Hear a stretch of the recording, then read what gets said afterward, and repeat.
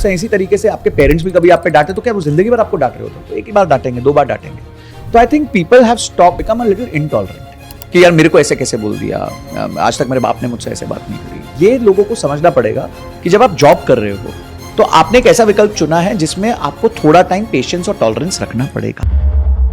अभी सुनते रहो, मजेदार हो रहा है। ये 1 करोड़ लोगों ने मिलके 1,81,000 करोड़ का लॉस किया है। थोड़ा अंदर जाओ, थोड़ा सा जर्नी विद इन करोड़ सोचो कि आपके हाथ में कौन से फैक्टर है जिसको आप मूव कर सकते हो। हम लोग फाइनेंसर जब देखते हैं यही देखते हैं कि मेरे हाथ में क्या नहीं है, और वहां से इनसिक्योर होते रहते हैं, डरते रहते हैं और अपने एंजाइटी को बढ़ा लेते हैं। स्ट्रेस का डेफिनेशन है trying to control things which you can't control. तो मार्केट्स गिर गई। ईरान ने इजराइल पर, अब तुम क्या जाके नेतन्याहू से बात करोगे या वो खिमेनी से बात करोगे कि भाई मत लड़ो? तुम तो नहीं कर सकते ना, या मोदी जी भी नहीं कर पा रहे, कोई भी नहीं कर पा रहा। No global leader is able to do that. No global leader. अभी क्या बच्चों ने ना सिर्फ पिछले 4 साल में बुल रन देखी है, किसी दिन ऐसे गिरी ना परपेंडिकुलर नीचे तो ये सारे आधे सुपड़े साफ हो जाएंगे, भाग जाएंगे छोड़ के, तो हम लोग बचेंगे उस टाइम। कौन से तरह के लोन्स लेने चाहिए और कौन से तरह के लोन्स नहीं लेने चाहिए, specially when you are between 20 to 30 year old. See any lifestyle loan should not be taken. अगर आपको कोई चीज उधार पे खरीदनी पड़ रही है तो आप उसके लायक नहीं हो। दीपक पारेख जी, who was the founder in a way of HDFC, उनकी एक इक्वेशन है, बहुत सुंदर equation, your house can not be more than 4 to 5 times of your annual income. तो बहुत इंपॉर्टेंट क्वेश्चन है जो बहुत लोग पूछते भी हैं और बहुत पॉपुलर है, वो ये कि घर खरीदना चाहिए या रेंट करना चाहिए। देखिए इसके नाम वेरिड आंसर्स हैं।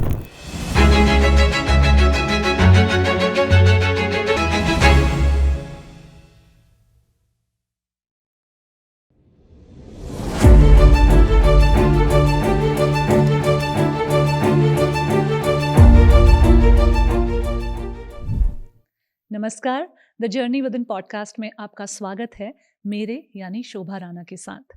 मैं एक इमोशनल इंटेलिजेंस और माइंडसेट कोच हूँ और साथ ही इस पॉडकास्ट की होस्ट और क्रिएटर भी हूँ।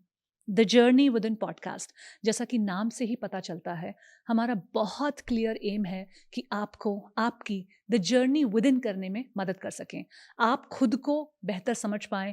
आज आप अपनी लाइफ में जो सोच रखते हैं, अपनी थॉट्स, फीलिंग्स, इमोशंस, लाइफ में जो आपके साथ इवेंट्स हो रहे हैं, जो आपकी परिस्थितियां या सिचुएशंस हैं, उनको कैसे देखते हैं, कैसे समझते हैं। जब आप इसकी गहरी समझ पैदा करते हैं तो आपके लिए आसान हो जाता है आपकी ड्रीम लाइफ को क्रिएट करना, क्योंकि तब आपको समझ में आ जाता है कि आपको कौन से वो स्टेप्स लेने हैं, कौन से वो एक्शंस लेने हैं, जहां से आप अपनी लाइफ को मास्टर कर पाएंगे और अपने सपनों को रियलिटी में बदल पाएंगे। हम इस पॉडकास्ट के थ्रू बार बार हर एपिसोड, हर एक्सपर्ट के साथ आपके पास ये लर्निंग लेके आते हैं कि आपकी लाइफ में जो भी आज सिचुएशन है, चाहे वो अच्छी है या बुरी है, उसमें आपका एक बहुत बड़ा रोल है। हमारी आदत है लाइफ में ब्लेम बाहर की तरफ शिफ्ट करने की, बट इस पॉडकास्ट के थ्रू आपको वो लेंस मिलेगा जहाँ से आप इंटरनलाइज कर पाएँ चीज़ों को और वहाँ से समझ पाएँ कि आपके हाथ में क्या है और उस पर फिर मेहनत कर पाएँ, उस पर काम कर पाएँ। आज के इस एपिसोड में हम द जर्नी विद इन करने वाले हैं फाइनेंस के लेंस से। फाइनेंस एक बहुत ही इम्पॉर्टेंट दृष्टिकोण है, लेंस है, जहाँ से हम अपने बारे में बहुत सारी चीज़ें जान सकते हैं। हम पैसे के बारे में क्या सोचते हैं, हमारे वो थॉट्स कहाँ से आते हैं, कौन सी गलत हमारी सोच है, अबंडेंस माइंडसेट क्या होता है, अबंडेंस माइंडसेट बनता कैसे है, स्किल बिल्डिंग का कितना रोल है। अगर आप 20 ईयर्स के हैं, आप अपनी पहली नौकरी शुरू कर रहे हैं, तो आप फाइनेंसेस को कैसे मैनेज करें। अगर आप मिडिल एज में हैं तो फाइनेंसेस को कैसे मैनेज करना चाहिए। इन्वेस्टमेंट पोर्टफोलियो क्या होता है, इमरजेंसी फंड बिल्ड करना क्यों ज़रूरी है, और भी बहुत सारी finance related in depth conversation हमने की है जो आपका माइंडसेट कंप्लीटली शिफ्ट कर देगी जिस तरह से आप पैसे को देखते हैं उसके बारे में। तो इस एपिसोड को एंड तक ज़रूर देखिएगा, क्योंकि एक एक केस स्टडी, एक एक एग्जाम्पल जो यहाँ पर हमने डिस्कस किया है, वो आपको ट्रूली और डेफिनेटली एनरिच करने वाला है आपकी फाइनेंशियल नॉलेज में। आज हमारे साथ हैं संजय कथूरिया, जो कि एक बिजनेस फाइनेंस और पैसिव इनकम कोच हैं। 16 ईयर्स इन्होंने कॉर्पोरेट में नौकरी की और उसके बाद एट द एज ऑफ 39, सिर्फ 39 साल की उम्र में ये कम्प्लीटली फाइनेंशियली इंडिपेंडेंट बन गए। इनकी जो स्टोरी है, इनकी जो जर्नी है और इनकी जो गाइडेंस है, उससे बहुत लोगों को इंस्पिरेशन मिल रही है और आज हम the journey with in podcast में डिकोड करने की कोशिश करेंगे कि अपने पर्सनल फाइनेंस गोल किस तरह से बनाएं, क्योंकि अब ये साल ख़त्म होने जा रहा है, नया साल शुरू हो रहा है। तो आई एम श्योर आप सभी के भी बहुत बड़े और छोटे सवाल होंगे, जिनमें से फाइनेंशियल गोल्स बनाना, पर्सनल फाइनेंस को स्ट्रेंथन करना भी एक बहुत इंपॉर्टेंट कैटेगरी है। और आजकल मार्केट में बहुत सारे नए तरीके हैं इन्वेस्टमेंट्स के, ट्रेडिंग के, उसके बारे में भी बात करेंगे। और भी बहुत सारे मिथ्स और आपकी फाइनेंशियल जर्नी को कौन से ऐसे टिप्स हैं जो आसान बना सकते हैं। So let's meet Sanjay Kathuria on the Journey Within podcast. Hi Shobha, thank you so much. Thank you for coming. And आपकी स्टोरी इतनी रिलेटेबल भी है, ब्यूटीफुल भी है, इंस्पायरिंग भी है। रिलेटेबल इन द सेंस कि आज के समय में आई एम 36 नाउ, और मेरी उम्र के जो लोग हैं और जो यंगस्टर्स हैं, हर कोई 35, 40, 45 में रिटायर होना चाहता है ना। वो एक नया सपना बन गया है। पहले ऐसा नहीं था, पहले 60 की उम्र में हम रिटायरमेंट सोचते थे, और पोस्ट रिटायरमेंट एक जिंदगी स्लो और आप ग्रैंड पेरेंट्स बन गए वैसा था। लेकिन आज ऐसा नहीं है, लोग 30-35 पे रिटायर होके कुछ और भी करना चाहते हैं। बेसिकली फाइनेंशियल इंडिपेंडेंस जो है बहुत इंपॉर्टेंट एक टॉपिक बन गया आज की डेट में, और आपने वो अचीव कर लिया। आपकी इतनी बड़ी बोल्ड स्टेटमेंट है कि मैं 39 ईयर्स पे फाइनेंशियली इंडिपेंडेंट हूँ। तो फाइनेंशियल इंडिपेंडेंस होता क्या है और कैसे बन सकते हैं? तो शुभा देखिए, जैसे आपने लिखा journey with in, so financial independence is also a journey. The problem is everybody is romancing the outcome कि oh my I want to be financially independent, मैं फाइनेंशियली इंडिपेंडेंट हो जाऊं, पर नोबडी इज थिंकिंग कि इसको करना कैसे है, इसका प्रोसेस क्या है, इसके स्टेप्स क्या है।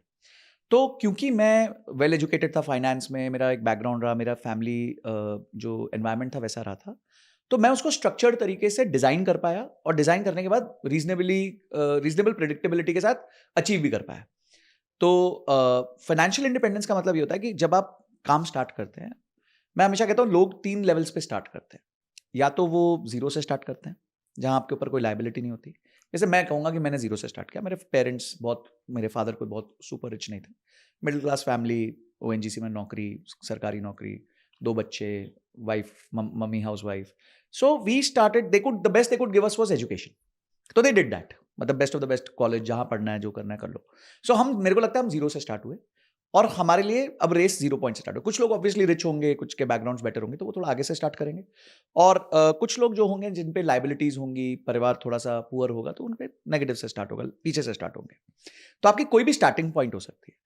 अब जब आपकी स्टार्टिंग पॉइंट होती है, तो बहुत लोग 9 to 5 को ट्रैप बोलते हैं, 9 to 5 को गलत बोलते हैं, जॉब्स को गाली देते हैं। मुझे लगता है जॉब्स को गाली देने की जरूरत नहीं, बिकॉज 90% या 95% भारत हमेशा जॉब्स करेगा, क्योंकि एंटरप्रेन्योर बनना सबके बस की बात नहीं है। या तो वो उनके नेचर का स्वभाव नहीं है, या फिर उनके पास पैसे नहीं है, या उनके पास करेज नहीं है। अच्छा, बन के भी उसको सस्टेन करना। Yes. क्योंकि मैं अब जो देख रही हूँ, बहुत सारे पिछले 5 साल का अगर आप डेटा उठा के देखें, तो 2 साल 3 साल के एंटरप्रेन्योर्स बहुत हुए, लेकिन फिर उन्होंने छोड़ दिया और कुछ और कर लिया। राइट। सस्टेन नहीं कर पाया उसको। कहीं तो रोड मैप में गड़बड़ी है, कहीं वो एक हड़बड़ी भी नजर आती है, कहीं लैक ऑफ आइडिया, मतलब मल्टीपल रीजंस हो सकते हैं, but it's not an easy game. देखिए, मैं कहता हूँ entrepreneurship is a dog life, कुत्ते वाली जिंदगी होती है। कुत्ते वाली जिंदगी इसलिए नहीं कि कुत्ते वाली होती है, इसलिए होती है because it's short lived. A dog doesn't live very long. तो काफ़ी जगहों पे एंटरप्रेन्योर्स की लाइफ जो है काफ़ी शॉर्ट लिव्ड होती है, अगर वो पिवट नहीं कर पाते या फिर इंप्रूव नहीं कर पाते, इंप्रूवमेंट साइकिल्स नहीं लेके आ पाते। तो इसीलिए भारत में, जैसे मैं IIT में क्लास ले रहा, IIT दिल्ली में, around about 150 students, 200 students. Now you are talking about the most premium institute of India, सबसे बड़ा इंस्टीट्यूट है। और मैंने वहाँ पे पूछा लोगों से कि आप में से, बच्चों में से, कि आप लोग में से कितने लोग एंटरप्रेन्योर बनना चाहते हैं। तो 7 हाथ खड़े हुए, 7 out of 150। Yes, and I am talking about IIT Delhi, जिनमें सबको पता है कि यार मरे पिटे रोए गिरे कुछ ना कुछ जॉब लग जाएगी अगर हमने 2 साल मेहनत कर ली। पहले तो फंडिंग बहुत आराम से मिलेगी, हमारे नाम के आगे IIT दिल्ली है, हमारे पास इंक्यूबेशन सेंटर्स हैं, हमारे पास सब कुछ है। उसके बावजूद भी 150 की क्लास में से 7, मतलब करीबन 4 से 5% लोग ही एंटरप्रेन्योर बनना चाहते हैं। बाकी सब बोले यार अपने नौकरी करेंगे, 10 लाख की लगी, 20 लाख की लगी, 50 लाख की लगी, IITs में जितने की लग गई। वो ऑब्वियसली रिसेंटली अब थोड़ा इशू हुआ है कि लोगों को नौकरी नहीं लग रही है वहाँ पे, बट अपेरेंटली ये वहाँ का माइंडसेट है। और ये माइंडसेट अगर IIT का है, तो आप समझ लीजिए कि हर पर्टिकुलर इंस्टीट्यूट का यही माइंडसेट है। क्योंकि बहुत सारे ऐसे बच्चे IIT में आते हैं जो नेगेटिव से स्टार्ट करते हैं, जिनके ऊपर लाइबिलिटीज होती है, जिन्होंने लोन लिया होता है, जिनके पेरेंट्स ये अपेक्षा लगा के बैठे होते हैं, बेटा जिस दिन पास करेगा उस दिन से कमाएगा तो मेरे को घर पे पैसा देगा, एक एनवेलप आएगा जिसमें मेरे पास एक चेक होगा, या मतलब NEFT ट्रांजैक्शन, पेटीएम, जो भी आएगा। तो इसलिए जो 9 to 5 है, वो 90% भारत का विकल्प बनने वाला है। तो अब या तो आप उसको गाली दे दो, या आप उसी के थ्रू डिजाइन कर लो कि मैं आज तो 9 to 5 कर रहा हूं, पर एक टाइम पे आने के बाद मैं ये 9 to 5 नहीं करूंगा किसी और के लिए। फिर हो सकता है मैं अपने लिए करूं। तो मैं जब फाइनेंशियली इंडिपेंडेंट हुआ तो सब लोग को लगा यार अब तो ये फ्री हो जाएगा, कुछ करेगा नहीं। मैं आई थिंक डबल काम कर रहा हूं as a compare to what I was doing जब मैं एम्प्लॉयड था। क्यों? क्योंकि now I am doing it for myself. But मेरे को टेंशन नहीं है, स्ट्रेस नहीं है कि यार मेरा इस महीना कैसे जाएगा, अगला महीना कैसे जाएगा, इस महीने मेरे पास रेवेन्यू नहीं आया तो क्या होगा क्या नहीं होगा, मैं घर चला पाऊंगा कि नहीं चला पाऊंगा। वो सारे स्ट्रेस मेरे खत्म हो चुके हैं। तो पहले हम क्या करते हैं, हमारे पास समय और पैसे दो रिसोर्सेज हैं। समय फाइनाइट है, आप समय किसी से उधार नहीं ले सकते, कोई आपको गिफ्ट नहीं कर सकता। पैसे का आप आईपीओ लेके आ सकते हो, समय का आप आईपीओ भी नहीं लेके आ सकते। तो समय फाइनाइट है, तो हम अपना समय दे रहे हैं ताकि हमें एक इनफाइनाइट रिसोर्स मिले जो पैसा है। पैसा बढ़ सकता है, घट सकता है, बढ़ सकता है, घट सकता है, कुछ भी हो सकता है। तो हम अपना ट्रांजैक्शन क्या कर रहे हैं, हम अपना फाइनाइट रिसोर्स एक इनफाइनाइट रिसोर्स के लिए ट्रांजैक्ट कर रहे हैं, which is not a good deal for us. Basically job की अगर बात विच इज अ करें तो जॉब 9 to 5 जिसे हम कहते हैं। पर इसमें कोई प्रॉब्लम नहीं है बिकॉज आपके पास और कोई विकल्प ही नहीं है इस टाइम पे। तो जब ये आपने स्टार्ट कर दिया और आप एक फिर गोल रख सकते हो कि एक्स नंबर ऑफ ईयर्स में मैं ये काम नहीं करूंगा, तब तक मैं अपना ह्यूमन कैपिटल डेवलप करूंगा, मैं अपने स्किल्स को डेवलप करूंगा और अपने फाइनेंशियल कैपिटल को भी डेवलप करूंगा, ताकि दोनों जब एक अच्छे पीक पे आ जाए तो मैं बाय बाय बोलूं और फिर अपने हिसाब से काम कर सकूं। बट मैं कहूंगा कि 9 to 5 को गाली नहीं देनी चाहिए, बिकॉज वो आपको सपना साकार करने में आज सबसे शॉर्ट सर्किट अगर कोई है तो वो यही है। मुझे लगता है जो 9 to 5 को हम इतना डिटेस्ट करने लगे हैं, जैसा आप कह रहे हो गाली देने लगे हैं, उससे जो एक माइंडसेट बनता है ना, वो बहुत प्रेशर वाला माइंडसेट बनता है, जिसमें फिर स्ट्रेस आता है आपकी जी जॉब को लेके, एक नफरत पैदा हो जाती है अपनी नौकरी को जी लेकर। जी तो अगर हम उसको डिटेस्ट ना करें, उससे इतनी नफरत ना करें, तो शायद हम अपनी नौकरी को भी थोड़े से, मुझे लगता है, काम माइंडसेट से कर पाएंगे। बिल्कुल। And I am not saying कि नौकरी आसान हो जाएगी, वहाँ टारगेट्स नहीं होंगे, वहाँ जो आपकी रोजमर्रा की परेशानियां हैं, कभी कभी बॉसेस का एनवायरनमेंट, ऑफिस का एनवायरनमेंट, कुछ भी हो सकता है, वो वेरिएबल्स आप नहीं बदल सकते, लेकिन आपका जो खुद का माइंडसेट है, अगर आप उसे एज अ अपॉर्चुनिटी देखो, एज अ टूल देखो आपकी आगे की लाइफ, जैसा आपने भी 16 ईयर्स तक नौकरी की, जी राइट? जी अब अगर उसे आप एक यूटिलिटी टूल देखो जो आपको आगे फ्रीडम दिला सकता है, तो आपका माइंडसेट जॉब को लेके भी चेंज हो सकता है। क्योंकि why I am saying this, क्योंकि बहुत सारे लोग जो इस पॉडकास्ट को देखेंगे, वो कहीं ना कहीं अपनी नौकरी को लेकर छोटा महसूस करते हैं। हाँ अगर आपके फ्रेंड्स हैं, वो उन्होंने कुछ काम शुरू कर लिए, वो आगे बढ़ गए, तो आपको लगता है कि मैं भी खुद का कुछ कर लूँ, कोई छोटा बिजनेस शुरू कर लूँ, क्लाउड किचन शुरू कर लूँ, ऑल ऑफ दैट। श्योर तो यहाँ पर हम वो नैरेटिव थोड़ा सा बिल्ड करना चाहेंगे, क्योंकि मुझे आपकी बातों से ऐसा लग रहा है, और मैंने कुछ और एक्सपर्ट से भी बात की, तो नैरेटिव यही निकल के आता है कि जो नफरत वाला जो कल्चर पैदा हो गया ना, जिस वजह से हमको नौकरी में बहुत ज्यादा स्ट्रेस, टेंशन और तकलीफ हो रही है। हमने रिसेंटली देखा कुछ ऐसे किस्से आ रहे हैं, इतने डिस्टर्बिंग न्यूज आ रही हैं, जिसमें बहुत यंग बच्चे, अब मैं ये नहीं कह रही हूँ कि जॉब्स में प्रेशर नहीं है, डेफिनेटली होगा, लेकिन एक खुद के mindset, because only that thing is in your hands, है ना? आप नौकरी चेंज भी कर सकते हो, Right. लेकिन अगर आप इतना प्रेशराइज महसूस करो कि आपको जिंदगी खत्म करने के अलावा आई डोंट नो ऑप्शन ना व्हाट इट दिखे, टेक्स। हाँ it is just so hurtful also to see all these things, but yeah, that is also a reality. बिल्कुल बिल्कुल। तो देखिए एक ना एक्सपेरिमेंट हुआ था जिसमें एक व्यक्ति ने 2 चावल के सेट रखे और एक चावल के सेट से बहुत पॉजिटिवली प्यार से बात करता था और एक चावल के सेट से बड़ी नफरत से और गुस्से से बात करता था। इट टर्न्ड आउट कि 30 दिन के अंदर वो जो चावल का सेट था जिससे वो नफरत और गंदी तरीके से बात करता था वो काले हो गए। तो ये एक एक्सपेरिमेंट हुआ था जापान में। तो इसका मतलब ये है कि जब आप, वो तो नॉन लिविंग थिंग है ना राइस, तो अगर आप एक नॉन लिविंग थिंग के साथ भी जब ऐसा करते हो तो वो खराब हो जाती है, काली पड़ जाती है। तो अगर आप अपने जॉब के साथ करोगे तो आपका जॉब भी काला पड़ जाएगा। आपको ये देखना है कि ये एक जर्नी का पार्ट है और हर जर्नी के पार्ट में कहीं ना कहीं कठिनाई होती है, कहीं ना कहीं आपको कॉम्प्रोमाइज करना पड़ता है, टॉलरेंस लाना पड़ता है और ये आपको लार्जर थिंग्स के लिए प्रिपेयर करता है। दूसरा है, हम कभी भी ना कोई भी चीज़ प्रपोर्शन में नहीं देखते हैं, हम हमेशा एक कोई भी चीज़ एब्सोल्यूट में देखते हैं। इसका मतलब समझाता हूँ। आज मैं लोगों से पूछता हूँ, वो समझिए 20 डेज वो जॉब पे जाते हैं, 20 डेज में मतलब वो 200 घंटा मोटा मोटी काम करते हैं, ठीक है। बॉस अगर उनको, लोग 20 डेज जॉब पे जाते हैं, 20 डेज में अप्रॉक्सीमेटली 200 आवर्स वो काम करते हैं। अब 200 आवर्स में स्ट्रेस टाइम कितना होता होगा? क्या वो टोटल 200 आवर्स का स्ट्रेस टाइम है? तो बॉस ने डांटा, बॉस ने कुछ बोला, रिव्यू हुआ, it's all a matter of not more than 5-6 hours out of that 200 hours. 200 घंटे में से 6-7 घंटे ऐसे होंगे जो आपको थोड़ा स्ट्रेस देते होंगे, बाकी 194 घंटे आपको काम करना है। पर वो 6 घंटे आपके माइंड में इतना ज्यादा एंग्रेन हो जाते हैं, इतना ज्यादा इंपैक्ट कर देते हैं कि then you can go to the extent of taking your own life. तो मैं ये कहता हूं लोगों से कि आप है ना, कोई भी चीज को एब्सोल्यूट में मत देखो। जैसे हम भी, मैंने भी जहां पहले काम किया, काफी बॉसेस अलग अलग तरीके के होते हैं, डांट पड़ती थी, जोर से बोलते थे, चिल्ला के बोलते थे, पर हम यही देखते थे कि यार अगर 30 दिन है, 30 दिन हमने काम किया, महीना भर हमने काम किया, तो 10 बार उन्होंने तारीफ भी की होगी मेरी, 10 बार अच्छा भी बोला होगा और एक बार नाराज हुए होंगे या 2 बार नाराज हुए होंगे। तो इसी तरीके से रिलेशनशिप्स हैं, इसी तरीके से आपके पेरेंट्स भी कभी आप पे डांटे तो क्या वो जिंदगी भर आपको डांट रहे होते हैं? तो एक ही बार डांटेंगे, 2 बार डांटेंगे। तो I think people have stop become a little intolerant कि यार मेरे को ऐसे कैसे बोल दिया, आज तक मेरे बाप ने मुझसे ऐसे बात नहीं करी। अरे आपके फादर आपको सैलरी थोड़ी देते थे, वो आपको सैलरी दे रहा है, तो he will have some expectations out of you. You have to correct yourself. और अगर आपको रियली लग रहा है कि यार ये नंबर जो है 200 घंटे में से 100 घंटे पिटाई हो रही है, तो then you are in a wrong place, just shift the place, चले जाओ, मुंह छोड़ के कहीं और चले जाओ। तो आई थिंक ये लोगों को समझना पड़ेगा कि जब आप जॉब कर रहे हो तो आपने एक ऐसा विकल्प चुना है जिसमें आपको थोड़ा टाइम पेशेंस और टॉलरेंस रखना पड़ेगा। मुझे लगता है बहुत सारे ऐसे कैरेक्टरिस्टिक्स हैं, क्वालिटीज़ हैं जो आपने यहाँ पे कैलकुलेशन भी करके बताया। एक तो पेशेंस और टॉलरेंस का बहुत बड़ा रोल है, जहाँ से आपका स्ट्रेस डिसाइड होगा कि आप कितना लोगे और कब तक लोगे और कैसे आपका वो पॉइंट आ जाएगा जहाँ से आप यू आर ब्रेकिंग अवे। उसके बाद दूसरी बात यहाँ पे है वो करेज की भी। आपने कहा कि 100 आवर्स अगर आप स्ट्रेस हो रहे हो तो आप कहीं और मूव ऑन कर लो। हाँ, ये बात भी सच है कि शायद इतने जॉब्स नहीं हैं, जॉब मार्केट में भी एक रिसेशन हमें देखने को मिल रहा है, लेकिन it's a question of courage also. और आपकी फाइनेंशियल प्लानिंग का भी एक क्वेश्चन है कि आपने कितना अपने आप को तैयार किया हुआ है एक ब्रेक लेने के लिए या फिर एक सबैटिकल लेने के लिए, या फिर उस टाइम तक वेट करने के लिए जब तक आपको दूसरा कोई ऑप्शन मिलता है या नहीं। जी बिल्कुल। सी देखिए, that's where financial planning comes very handy. ऐसी सिचुएशंस को आप तब तक नहीं हैंडल कर पाओगे जब तक आपके पास सेंस ऑफ सिक्योरिटी नहीं है। तो ये सेंस ऑफ सिक्योरिटी डे 1 पे नहीं आएगी। आप समझो, जॉब जिस दिन ज्वाइन करोगे, कोई भी आपकी तनख्वाह हो सकती है, 25,000 भी हो सकती है, 2.5 लाख भी हो सकती है। आपका पहले दिन जो है, आपका वो सेंस ऑफ सिक्योरिटी नहीं डेवलप होगा। It is a journey, you have to take that journey, but you have to develop it. नहीं तो आप ये कॉन्स्टेंट स्ट्रेस में हमेशा रहोगे। तो इसीलिए अगर आप एक राइट तरीके से अपनी जर्नी को बिल्ड करते हो, राइट तरीके से अपने सिक्योरिटीज बिल्ड करते हो, तो you can easily, very easily come out of this situation of जो स्ट्रेस वाली सिचुएशंस क्रिएट हो जाती हैं जॉब के अंदर।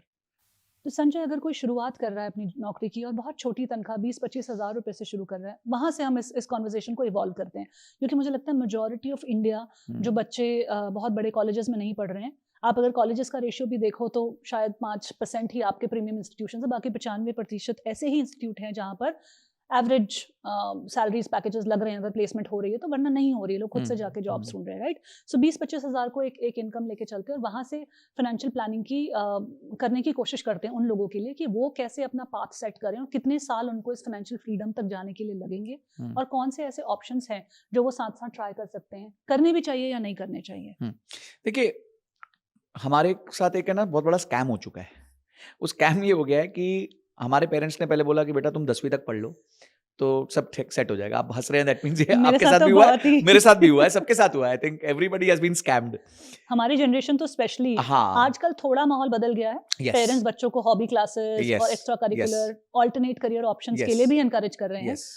मिडिल क्लास पेरेंट्स तक एनकरेज कर रहे हैं। बड़ी जो अमीर लोग हैं उनमें तो खैर कैटेगरीज वेरी डिफरेंट, लेकिन अब मिडिल क्लास लोगों में भी वो एनकरेजमेंट आ रहा है। बट जिस टाइम में हम पले बड़े उस टाइम तो यही था कि आप 10वीं तक पढ़ लो। अच्छा, फिर 10वीं आपने करी तो बोले यार थोड़ा 12वीं तक पढ़ लो। फिर 12वीं पढ़ ली तो फिर हर जन के अपने स्ट्रीम्स है, साइंस है, कॉमर्स है, जो भी है, तो आपने ले लिया। फिर बेटा वहां तक कर लो, बेटा MBA कर लो। थोड़ा भारत को समझते हैं। Only 10% people in India make more than 25,000 a month। यानी 90% जो भारत है ना, उसकी अगर आप GDP पर कैपिटा निकालो तो वो सब सहारन अफ्रीका जितनी है। जिसे हम बोलते हैं ना यार ये तो बहुत गरीब देश है सब सहारन अफ्रीका जो है, तो यानी 90% हमारा देश जो है वो सब सहारन अफ्रीका है, आप समझ लो। और जो 10% देश है उसमें लेवल्स है, उसमें कुछ USA है, कुछ UK है, कुछ सिंगापुर है, कुछ मैक्सिको है, कुछ ऐसा है। तो ऐसे टियरिंग है उसमें GDP पर कैपिटा के हिसाब से। GDP वाइज तो हम देश के दुनिया के नंबर 5 है, but GDP per capita population बहुत बड़ा है। हाँ, पॉपुलेशन बेस बहुत बड़ा है ना। आप आज कहते हो मैं UK से आगे निकल गया, मैं जर्मनी के पास हूँ। जर्मनी की पॉपुलेशन ही कुल मिला के 7-8 करोड़ है। तो उनकी जो GDP है वो तो 7-8 करोड़ लोग की GDP है। हमारी GDP 140 करोड़ लोग की GDP है। तो इसलिए हमारा पर कैपिटा GDP बहुत कम है, इसलिए देश गरीब है।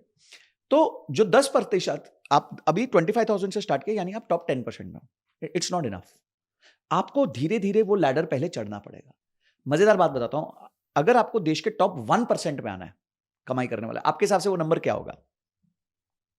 पर मंथ इनकम के हिसाब से पूछ लेता हूं। हाँ, जैसे 25,000 पर मंथ पे आप देश के टॉप 10 में आ रहे हो, पर अगर टॉप 1 में आना है 4 से 5 लाख, बस you are almost there. Approximately 3.25-4 lakh का नंबर आता है कि 3.25-4 लाख अगर आप महीना कमा रहे हैं तो you will be in the top 1% of the country.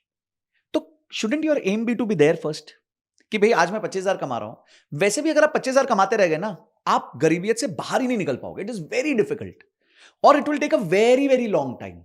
बहुत ज्यादा समय लगेगा. ठीक है, देखिए या तो आप अपनी इनकम को बढ़ाइए या तो आप अपने गोल्स को ज्यादा समय दीजिए. दोनों में से आप ये नहीं कह सकते मैं इनकम भी नहीं बढ़ाऊंगा और गोल मेरे को मतलब 5 साल में, 10 साल में, 15 साल में रिटायर होना है. आप 25,000 की तनख्वाह पाके 15 साल 20 साल में नहीं रिटायर हो सकते. पीरियड. लोगों को पता नहीं कुछ यूट्यूब वीडियो देखनी हो, थंबनेल देखनी हो तो अलग बात है, पर fact of the matter is कि आप 20-25,000 की तनख्वाह के साथ जो है रिटायर नहीं हो सकते. हाँ, बट अगर आप सालाना अपनी तनख्वाह 10-10% बढ़ा सकते हो, कंटिन्यूसली बढ़ा सकते हो और कुछ सालों में जाके आप अपनी इनकम को अच्छा लेके जा सकते हो, then there is a good chance that you will become financially independent. जो मुझे लगता है बहुत एक्सेसिबल और पॉसिबल भी है, यस, क्योंकि 10%, 7 to 10% तो मुझे लगता है हर किसी जगह पर आपको एक इंक्रीमेंट देखने को मिलता है. बिल्कुल. चाहे आपकी करियर ग्रोथ, आपका स्किल लेवल, वो सब बढ़ा हो चाहे ना बढ़ा हो. 7 से 10% हम यूजुअली आमूमन तौर पर देखते हैं कॉर्पोरेट्स में एनुअल अपग्रेडेशन होता है. यस. और अब जो रिसेंट अगर मैं नंबर्स देखूं, क्योंकि अब हमारे पास मीडियम साइज एंटरप्राइजेस भी हैं, अब सिर्फ हम एमएनसी के डेटा की बात ना करें, क्योंकि इस तरह के एंटरप्रेन्योरियल एवेन्यूज भी बहुत ज्यादा हैं. वहाँ पे 25 से 30% एनुअल जंप होना आपकी सैलरी बहुत में, आसान है, सेम और बहुत आसान ऑर्गेनाइजेशन में रहते हुए छोटी हाँ. कंपनीज में बहुत आसान बहुत है. आसान है. इनफैक्ट मैं अपनी ही कंपनी में देखूं, मेरे हस्बैंड जो कंपनी रन करते हैं, या मैं अपनी टीम की बात करूं,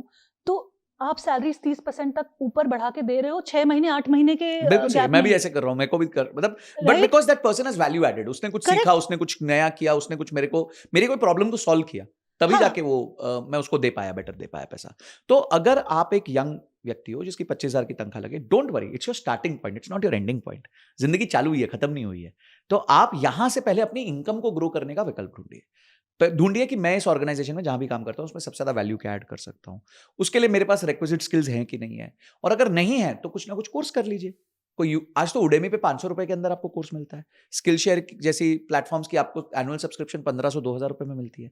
आप यार स्विगी पे 500-600 रुपए, 1000 रुपए, 2000 रुपए ऐसे उड़ा देते हो. आप ऐसे ही अमेजॉन और नेटफ्लिक्स पे पैसा दे देते हो. उनको देने की जगह इनको दे दो. ये आपको कुछ सिखा के चले जाएंगे, कुछ ऐसा करके चले जाएंगे जिससे आपकी स्किल बढ़ेगी और आपकी इनकम बढ़ जाएगी. सो बेसिकली जो स्टार्टिंग ग्रुप है, अर्निंग ग्रुप है 20 to 25,000 का, उनको इन्वेस्टमेंट्स और पैसा बचाना और पैसा उड़ाना, स्पेंड करने से पहले अपने ऊपर इन्वेस्ट करने के बारे में बिल्कुल, सोचना चाहिए बिल्कुल. कि आप अपना स्किल कैसे. यस. और ये बहुत ही सच बात है, क्योंकि हम दोनों के पास भी अपनी अपनी टीम्स है और हम देख रहे हैं कि हम 6 महीने में भी 30%, 40% हाइक भी दे रहे हैं लोगों एक को. लड़के ने मुझे अभी ज्वाइन किया था 15,000 में 3 महीने पहले. I have got him to 30,000 in 3 months. अब ऐसी ग्रोथ वो कोई शेयर में नहीं कर पाता. Exactly. अगर वो कोई शेयर खरीदता 15,000 का, वो 3 महीने में 30,000 होने के चांसेस बहुत कम है. मतलब ऑलमोस्ट 1 आउट ऑफ मिलियन है. Exactly. बट उसने अपने ऊपर मेहनत करी, उसने मेरे को वैल्यू ऐड करके दी, तो वो मांगा उसने 30, उसको मिल गया 30. उसको मेरे को कोई फर्क नहीं पड़ा देने में. बट उसने अपने आप को प्रूव किया, उसने वो स्किल सीखी, रिक्विजिट स्किल सीखी और मेरे लिए कॉन्ट्रीब्यूट किया. सेकेंड है कि जब आप स्टार्ट करते हो काम करना, उसी टाइम आप अपनी सिक्योरिटी क्रिएट करो. मैं ना इसका एक फ्रेमवर्क देता हूं सबको, बहुत सिंपल फ्रेमवर्क है पर्सनल फाइनेंस का. 4 पिलर है पर्सनल फाइनेंस के. सबसे पहला है बजटिंग. मैं इसको कहता हूं BEII फ्रेमवर्क. तो पहला है बजटिंग, सेकंड है इमरजेंसी फंड, तीसरा इंश्योरेंस और चौथा इन्वेस्टमेंट. पहले आप बजटिंग करो. जैसे हम एक लोकेशन से दूसरी लोकेशन जाना चाहते हैं, तो गूगल मैप सबसे पहले हमारी करंट लोकेशन पकड़ता है. बिना करंट लोकेशन के वो यही नहीं बता सकता कि आप समझो आप गुड़गांव बैठे हो और आपको जयपुर जाना है, तो if it can not catch your in Gurgaon, it will not be able to give you a route to Jaipur. तो वो सबसे पहले करंट लोकेशन. तो आपकी करंट लोकेशन आपका बजटिंग होता है. अब मैं जानता हूं कि अगर आज मेरे को समझिए 1 लाख लोग देख रहे हैं, तो 1 लाख में से 99,999 लोग बजटिंग करते ही नहीं होंगे. I have a good news for you. आज के इस एपिसोड में जाने से पहले मेरे पास एक बहुत बड़ी न्यूज़ है आप सभी के लिए, और वो ये है कि the journey with in podcast ने अपने 100 एपिसोड्स पूरे कर लिए हैं. हमने सेंचुरी मार ली है. 100 एपिसोड्स हम आपके लिए रिलीज़ कर चुके हैं.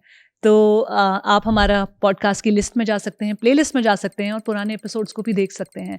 ये जर्नी 100 एपिसोड क्यूरेट करने की जो हमने लगभग 2 साल में पूरी की, इसमें बहुत सारे उतार चढ़ाव मैंने पर्सनली देखे. और आप में से जो भी लोग एक छोटी सी रील भी एडिट करते हैं, वो जानते हैं कि कितना डिफ़िकल्ट होता है ये पूरा एडिटिंग का प्रोसेस. और यहाँ पर सिर्फ एडिटिंग ही नहीं, पूरा कॉन्सेप्ट बनाना, हर एपिसोड को इस तरह से डिज़ाइन करना कि आप लोग द जर्नी विद इन कर पाएँ. आप लोग इस एपिसोड का जो एकमात्र उद्देश्य है, जो एम है, जो मिशन है, उसकी गहरी समझ पैदा कर पाएँ और अपनी लाइफ में ऐसे मीनिंगफुल ट्रांसफॉर्मेशन क्रिएट कर पाएँ जहाँ से आप अपनी ड्रीम लाइफ तक पहुँच पाएँ। ये इस मिशन के साथ मैंने इस पॉडकास्ट को शुरू किया और मुझे बहुत ही खुशी है। मैं धन्यवाद करना चाहती हूँ उन सभी लोगों का जिन्होंने हमें सपोर्ट किया। Thank you so much. आपने सब्सक्राइब किया, लाइक किया, कमेंट किया, इतनी प्यारी प्यारी बातें कमेंट सेक्शन में लिखी। इस पॉडकास्ट को आप में से कई लोगों ने एक थेरेपी की तरह देखा और कमेंट्स में हमें बताया कि कैसे आपकी मदद कर रहा है हील होने में। कुछ लोगों ने इस पॉडकास्ट को एक गाइड की तरह देखा। कुछ लोगों ने मुझे पर्सनली रीच आउट किया कि मैं उन्हें मेंटोर कर सकूं। कुछ लोगों ने इस पॉडकास्ट में अपने फीडबैक दिए, सजेशंस दिए, जहाँ से हम इसको और निखार पाएँ। आपका बहुत बहुत धन्यवाद। साथ ही साथ जिन लोगों ने अभी तक सब्सक्राइब नहीं किया है, प्लीज़ सब्सक्राइब कीजिए ताकि हम इस मिशन को और आगे तक ले जा सकें और ये जो मिशन है ना, ये और बड़ा हो सके और ज़्यादा लोगों में मैसेज पहुँच सके कि हमारे लिए द जर्नी विद इन करना, खुद को समझना, अपने अंतर्मन को समझना, अपने आज की बेहतर परख रखना, उसकी ठोस परख रखना क्यों ज़रूरी है। क्योंकि जब ये होना शुरू होगा ना, तो मेंटल हेल्थ और इमोशनल हेल्थ, ये दोनों हेल्थ एटलीस्ट इम्प्रूव होने लगेगी। आपका खुद से रिश्ता, आसपास वालों से रिश्ता, सक्सेस और फेलियर से रिश्ता, self love, self worth, narcissism, अपनी खुद की ईगो एलिमेंट को बढ़ावा देना, इन सब चीज़ों में आप देखेंगे कि आपकी मदद होगी और आप एक बेटर पर्सपेक्टिव पैदा कर पाएंगे और आप एक बेटर इंसान हो पाएंगे। फिर आप वो अपना बेटर वर्जन अपने दूसरे रिश्तों में, अपने काम में, अपनी जॉब्स पर भी ले आ पाएंगे। So thank you so much for supporting and keep supporting us. Now let's get into today's episode. Actually लोगों को ये पता होता है कि मेरा इतने का लोन है, इतना मेरा हाउस रेंट है, इतना मुझे घर पे जो काम करते हैं उनको देना है, उसके अलावा उनका जो बाकी पैसा है उसका बजटिंग नहीं होता है। जो मतलब फिक्स्ड है हर महीने का कि ये कोई आपसे ले जाएगा या आपको किसी को देना है, आपकी लायबिलिटी है, वो तो आपको पता है कि ये मुझे इतना चाहिए मेरे बैंक में, बट उसके अलावा जो आपकी इनकम का पार्ट बचता है उसका मुझे नहीं लगता बहुत सारे लोग, जैसा आपने कहा, बजटिंग करते भी होंगे। I was recently approached by a person, उन्होंने मेरा कोई पॉडकास्ट देखा होगा तो लिंक्डइन पे, he is a very very senior person in one of the embassies of India. In the sense, it's an foreign embassy, but it is in India. Delhi में उनका office है. And from the जो Indian लोग होते हैं embassy में, उनमें वो टॉप पे है. And he is an ex-banker. And he writes to me, I want to have lunch with you. अच्छा ठीक है यार, बहुत बड़े आदमी है, चलो मिलते हैं उनसे जाके. तो मैं गया उनके पास मिले. तो बोलते हैं कि संजय जी आपकी पॉडकास्ट से ना मैंने एक चीज़ सीखी. मैंने क्या? बोलते हैं मैं सब कुछ कर रहा हूँ, मैं इंश्योरेंस कर रहा हूँ, इन्वेस्टिंग कर रहा हूँ, पर मैं बजटिंग नहीं कर रहा था. I am talking about a person जो फाइनेंस के फील्ड से हैं, जो एक्स बैंकर रह चुके हैं, and he's heading a very big embassy in India and he's also not budgeting. और वो ये एक्सेप्ट कर रहे हैं कि भाई मैं बजट नहीं कर रहा था, पर आज जब मैं बजट किया तो सबसे पहली चीज़ जो मेरे को दिखी, जो मेरे लिए एक रेड फ्लैग था, वो था कि मैं महीने के 20,000 रुपये यूपीआई कर रहा हूँ और मुझे नहीं पता वो 20,000 जा कहाँ रहे हैं. मुझे आप पूछ लो कि ये 20,000 गए कहाँ, तो मेरे को नहीं आइडिया, आई डोंट नो. तो जस्ट इमेजिन अ पर्सन, और ये सबकी परिस्थिति है. मैं जब भी एक बैच भी लेता हूँ अपना पर्सनल फाइनेंस पे, तो मैं देखता हूँ कि बच्चों सर 8,000 रुपए यूपीआई में जा रहे हैं, समझ नहीं जा रहा. मेरा भी ऐसे लाइट बल्ब मोमेंट हो रहा है, क्योंकि अगर मैं भी अपना टैली करूंगी तो मुझे लगता है उससे भी ऊपर जाएगा. क्योंकि हर छोटी बड़ी ट्रांजैक्शन के लिए आजकल हम लोग फोन निकालते हैं और कर देते हैं. मतलब it takes a second for us to press that button और हमें पता भी नहीं वो हमारी जरूरत है या वो गया भी कहाँ. यस. तो ये जो अननेसेसरी एक्सपेंसेस, देखिए आपने बहुत अच्छी बात कही. बड़े एक्सपेंसेस मुझे पता है. मुझे पता है मेरा रेंट कितना है, मुझे पता है मेरी ईएमआई कितनी है, मुझे पता है मेरा बिजली का बिल कितना है, मेरे मेड की सैलरीज कितनी है, ये सब पता है मेरे को. But devil lies in details. वो जो 25-30 हज़ार रुपए का यूपीआई जा रहा है, वहां क्या बचत हो सकती है? अच्छा, auto debit is the biggest pain in the life. आपने ऑलरेडी 10 जगह सब्सक्रिप्शंस डाली हुई हैं, वो ऑटो डेबिट हो रहा है. अब आप सोचो, आपको पता ही नहीं है कि कहां पे ऑटो डेबिट हो रहा है. आज मैं अगर आपको ही बोल दूं कि आप अपने जरा सब्सक्रिप्शंस ले, तो आपको नहीं पता होगा. It's not that I want to say कि आपको नहीं पता. It is a scene with everyone. कोई एक बेसिक एक्सेल नहीं मेंटेन करना चाहता कि यार मेरे ये 10 है ना ऑटो डेबिट्स लग रहे हैं और ये इस तारीख को लास्ट ऑटो डेबिट लगेगा. So basically the journey with in की लैंग्वेज में बोलूँ तो एक अवेयरनेस आती है बजटिंग से, आपको एक कॉन्शियसनेस आती है. So you can really go back inwards and see कि कहाँ पे मेरा बिल्कुल ही ना सोचने की वजह से या कम ध्यान देने की वजह से जो एक्सपेंस जा रहा है. एक तो हो गया इसका बजटिंग एस्पेक्ट. देखिए, एक्सटर्नल ब्लेमिंग है ना सबसे आसान काम है इस दुनिया में. मेरे इन्वेस्टमेंट्स नहीं बढ़ी, मार्केट क्रैश हो गई, ये तो एक्सटर्नल ब्लेमिंग हो गई ना. कि आपने मैंने एक शेयर खरीदा, उसके बाद ये इजराइल ने ईरान पे मार दिया, ईरान ने इजराइल पे मार दिया, रिलायंस 8% नीचे गिर गया, इसमें मेरी क्या गलती है? देखो मैं तो, मेरा नसीब ही खराब है. मैं लक के ऊपर भी बात करूंगी आपसे, वो भी मेरे पास एक स्पेशल टॉपिक है. क्योंकि जब हम फाइनेंसेस की बात करते हैं तो एक चीज जो बार बार सुनने को मिलती है वो है लक। जी उनका लक था, उन्होंने वहां पे प्रॉपर्टी ले ली, वहां रेट्स जी, बढ़ गए, उन्होंने वो जी, वाले शेयर्स जी, ले लिए, वहां ऐसा जी हो गया। जी उनको लक से ऐसी जगह नौकरी मिल गई जहां पे इस तरह से सेविंग्स हो गई। जी तो लक को भी एक बहुत बड़ा फैक्टर मानते हैं फाइनेंशियल वेल्थ ग्रो करने में, जी एसेट्स ग्रो करने जी में। जी तो आपका यहाँ पे क्या थॉट है? तो external blaming is easy but internal checking is very difficult. तो ये जो कॉन्शियसनेस वर्ड यूज हुआ है, पहले आपको कॉन्शियसनेस लानी है कि आपका बजटिंग क्या है। उसके बाद जैसे आपका बजटिंग आपने सेट कर लिया, आपने स्पेस क्रिएट कर ली बजट में, अपने हैप्पीनेस गोल्स के लिए स्पेस क्रिएट कर दी, आप ट्रिप पे जाना चाहते थे पर आप खर्चा गलत जगह कर रहे थे, वो खर्चा बचा के आपने पैसे बचा के ट्रिप कर ली, तो आप खुश हो जाएंगे। अब जब आप खुश होंगे तो आपका आउटपुट बेटर होगा। सेकेंड चीज है, आप यंग है, आप इमरजेंसी फंड क्रिएट करो। अब ये जो लोगों ने, बच्चों ने सुसाइड किया या कुछ भी किया, अगर किसी के पास इमरजेंसी फंड होता 6-6 महीने 9-9 महीने का, तो वो क्या करते हैं, वो सोचते ठीक है यार 6 महीने 9 महीने नौकरी नहीं लगेगी ना, कोई प्रॉब्लम नहीं है, मेरे पास 6 महीने का एक फंड पड़ा हुआ है। तो जब किसी के पास 6 महीने का इमरजेंसी फंड होता है, उसमें ताकत आ जाती है, क्योंकि वो सिक्योर, ये इंसान की एक रिक्वायरमेंट है कि उसको सिक्योरिटी महसूस करनी है। इसलिए लोग घर लेते हैं कि भाई मैं सिक्योर महसूस करता हूँ कि मेरे को एक जगह मिल गई, अब मुझे यहाँ से कोई बाहर नहीं निकाल सकता।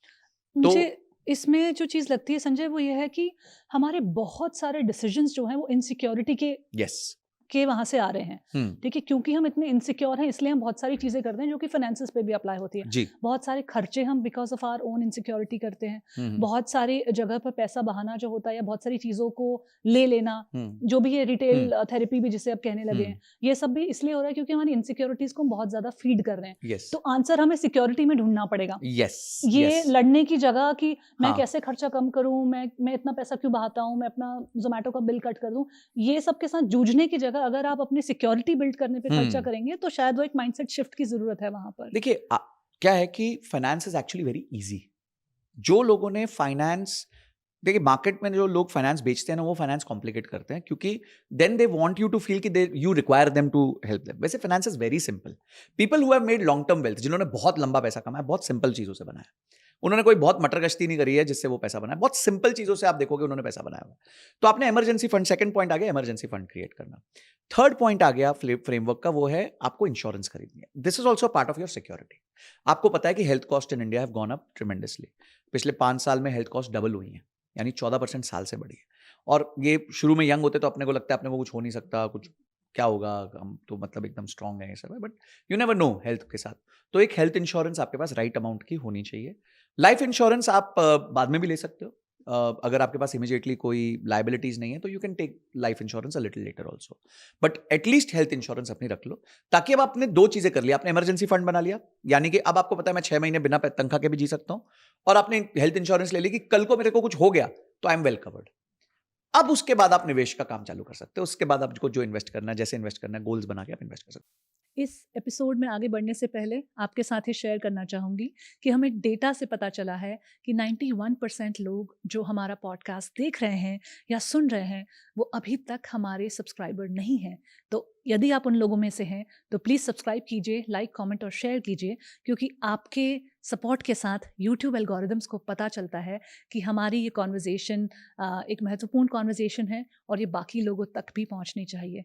सपोर्ट के लिए आपका धन्यवाद एंड प्लीज़ कीप सपोर्टिंग। बहुत सारे लोग अगर यंगस्टर्स की बात करूं तो वो यहाँ भी अटके हुए हैं कि मुझे अपना पैशन परस्यू करना है, या मुझे कोई करियर स्विच करना है, या मुझे कंप्लीटली एक डिफरेंट स्किल सेट सीखकर एक डिफरेंट इंडस्ट्री में जाना है, तो मैं कैसे जाऊं? तो ये इमरजेंसी फंड जो है उसका एक आसान सोल्यूशन हो सकता है। कि आपके पास अपना घर चलाने के लिए, अपना मंथ चलाने के लिए 6 महीने, 8 महीने, 9 महीने का बहुत बड़ा टाइम होता है ये। 6-8-9 मंथ्स तो बहुत मजेदार टाइम होता है। और अगर आप जेन्युइनली किसी चीज में इंटरेस्टेड है, इन्वेस्टेड है, तो 6-8-9 महीने, 1 साल में आप क्रैक कर ही लेते हैं। कर ही लोगे। एक अपॉर्चुनिटी, एक फुट इन द डोर जिसे कहते हैं, वो बेसिक बेयर मिनिमम पे आ जाओगे कि वापस आपके खर्चे निकलने चालू हो जाएंगे। तो ये सब जो चीजें हैं ना, ये आपको एम्पावर करती हैं, और कितनी बेसिक सी चीज है। अब आपको मैं मजेदार बात बताता हूँ, ये हम ढूंढ रहे हैं दुनिया में कि हमें कौन सिखाएगा, क्या सिखाएगा।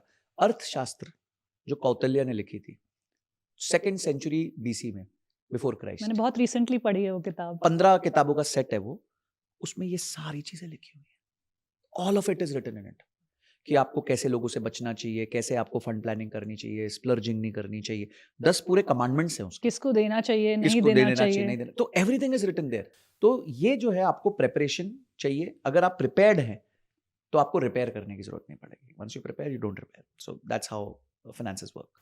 सो इमरजेंसी फंड की हम जब बात कर रहे हैं, एक इंसान जो अभी कमाना शुरू कर रहा है 20-25 हज़ार की जो सैलरी पर हैं, उनके लिए थोड़ा डिफिकल्ट हो सकता है, लेकिन अगर वो बजटिंग को as a tool use Yes. करें तो धीरे धीरे करके एक फंड इकट्ठा किया जा बिल्कुल सकता है। बिल्कुल और मुझे लगता है जब आप कोई बड़ा सपना देखते हो अपने लिए, अपने पैशन को परस्यू करने का या कोई इंडस्ट्री चेंज करने का, तो थोड़ा सा आपको पेशेंस और वो एक रनवे Yes, लेना पड़ेगा। बिल्कुल बिल्कुल अगर आप बिल्कुल 25,000 20,000 की नौकरी पे हो तो आप ये मत सोचिए कि मैं 6 महीने में ही कुछ अपना इंडस्ट्री चेंज कर लूँगा और कुछ बड़ा मेरे साथ हो जाएगा। बिल्कुल बिल्कुल अगर आपके पास लायबिलिटीज़ हैं, क्योंकि मैं एक ऐसी फैमिली से आती हूँ जहाँ पे हमें घर में भी पैसे देने होते थे, पहले दिन से जब से कमाना शुरू किया।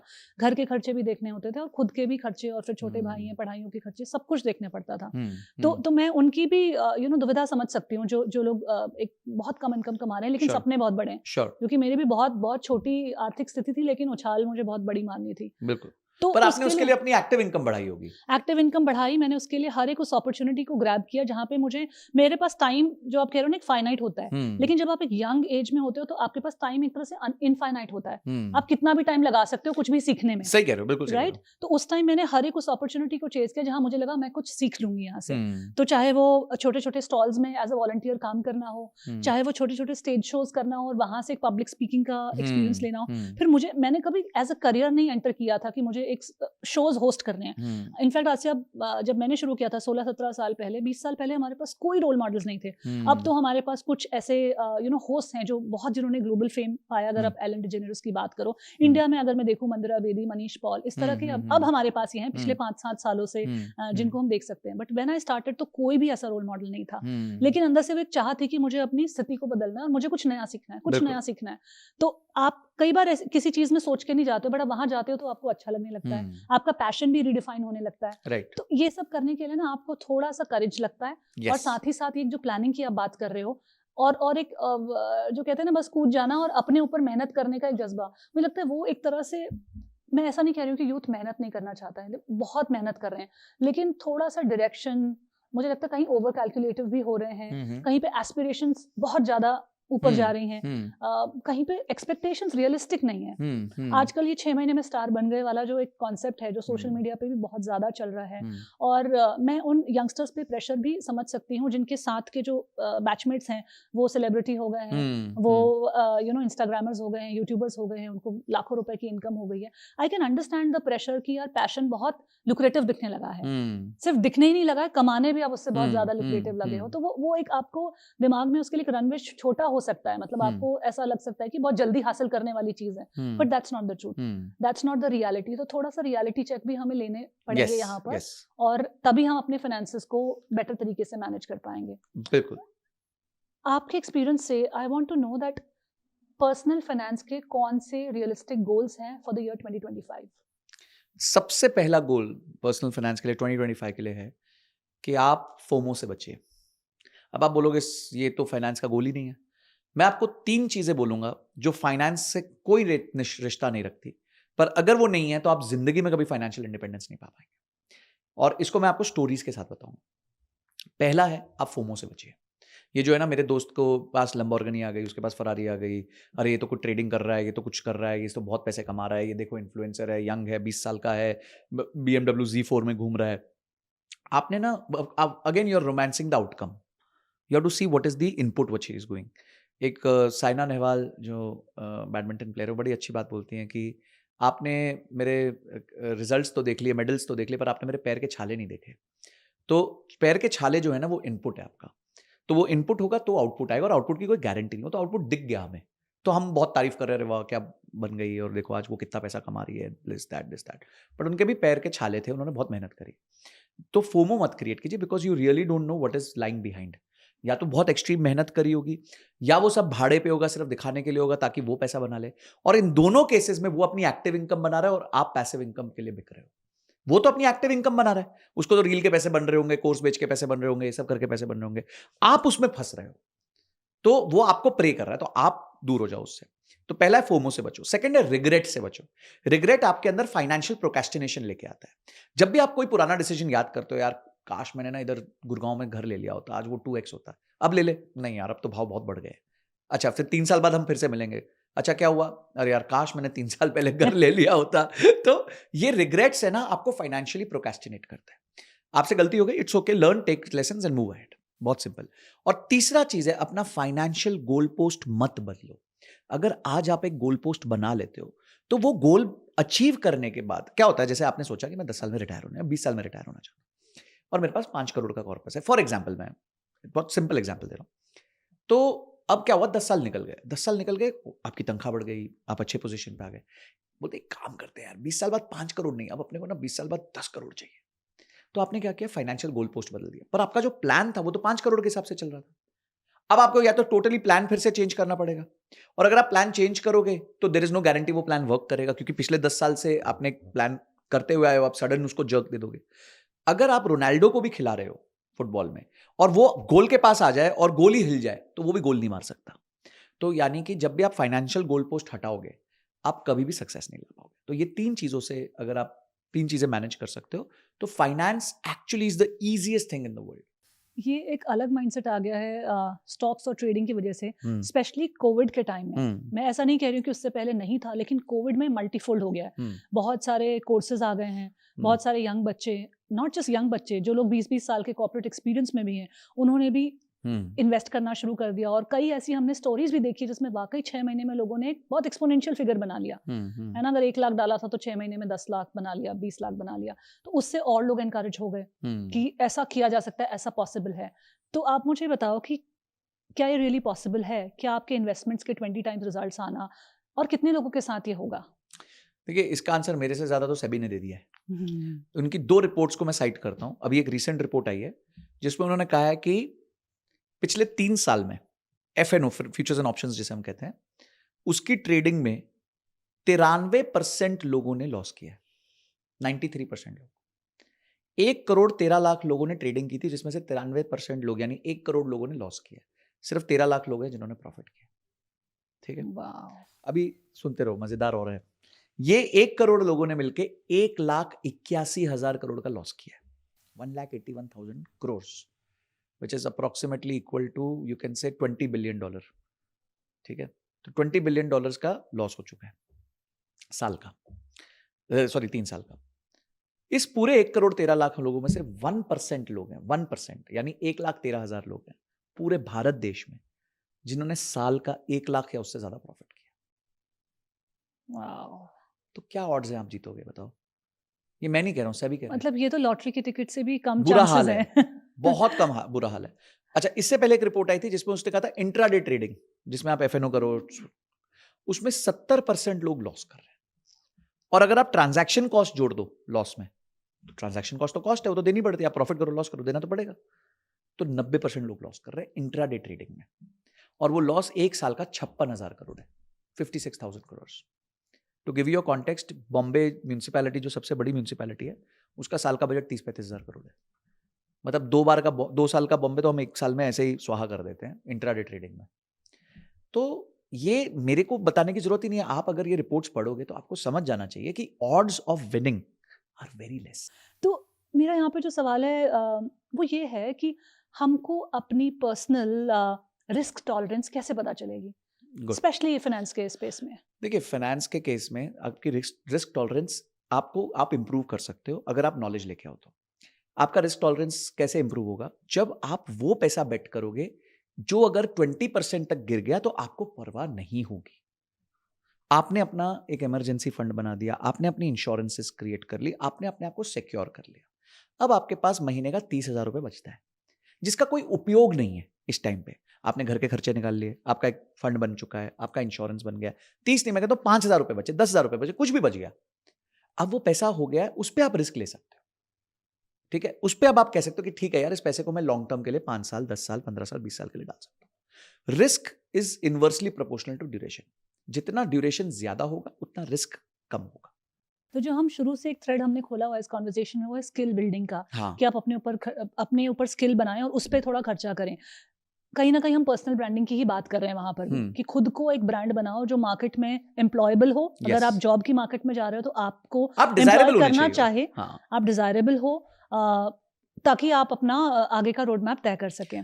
एक जो बहुत इंपॉर्टेंट कॉन्वर्जेशन यहाँ से निकल के आ रही है, दैट इज स्किल बिल्डिंग। उस पर बहुत ही पुरजोर तरीके से आपको काम करना चाहिए, क्योंकि आप अपनी इनकम को मल्टीफोल्ड बढ़ा सकते हैं Yes. अगर आप अर्ली डेज में करें। और कोई भी स्किल सीखते हुए बार बार अपने आप से सवाल मत करो कि इसका मुझे फायदा क्या होगा। एक रोड मैप होना चाहिए, एक रफ स्ट्रक्चर आप बना सकते हो, बट मुझे नहीं लगता एट द एज ऑफ 18 आप ये जान भी सकते हो, अंदाजा भी लगा सकते हो कि आप 35 में क्या कर रहे होंगे। सी थोड़ा मैं इसको ऐसे कहूंगा कि आप है ना गोल ओरिएंटेड चलो। अगर आपने समझे you joined as an editor somewhere, ठीक है, आपकी तनख्वाह 25,000 है, तो नाउ यू नो कि अगर मैं एडिटिंग में ही बेटर करूंगा तो मेरी 25,000 की तनख्वाह 50,000 भी हो सकती है। अगर मैं आज नॉर्मल एडिट्स करता हूँ, फिर मैं थोड़े हाई एंड एडिट्स करने लगूंगा, फिर मैं एनिमेशन करने लगूंगा, तो धीरे धीरे करके मैं 3 लाख रुपए की तनख्वाह तक पहुंच सकता हूँ।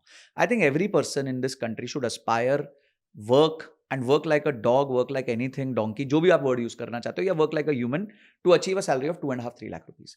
2.5-3 लाख से नीचे ना आप एक बहुत अच्छा लाइफस्टाइल नहीं जी सकते इंडिया में। तो आप अगर 25,000 पे होते हो, ये कोई प्रॉब्लम नहीं है, इट्स अ गुड स्टार्ट, आप स्टार्ट करो। पर 25,000 को 2-2.5 लाख तक तो लेके जाना है आपको। 5 साल में ले जाओ, 6 साल में ले जाओ, पर जैसे ही आप वो 2.5 लाख पे ले जाओगे ना, then it is a sustained income. बहुत सारे लोग जो ये पॉडकास्ट देख रहे हैं उनको लगेगा कि इम्पॉसिबल सी कोई बात कर रहे नहीं। हैं, लेकिन ये बहुत सारे लोग कर रहे हैं। यस, आपने भी किया है, मैंने भी किया है, और बहुत सारे लोग जो जो 20-25 हज़ार से शुरू करते हैं, वो एक्चुअल में ये कि कोई शायद 5 साल 6 साल में, कोई शायद 10 साल में, लेकिन लोग इस फिगर पर पहुंच रहे हैं। पहुंच रहे हैं। तो उसके लिए अपने स्किल सेट पे आपको काम करना बहुत ज़रूरी है।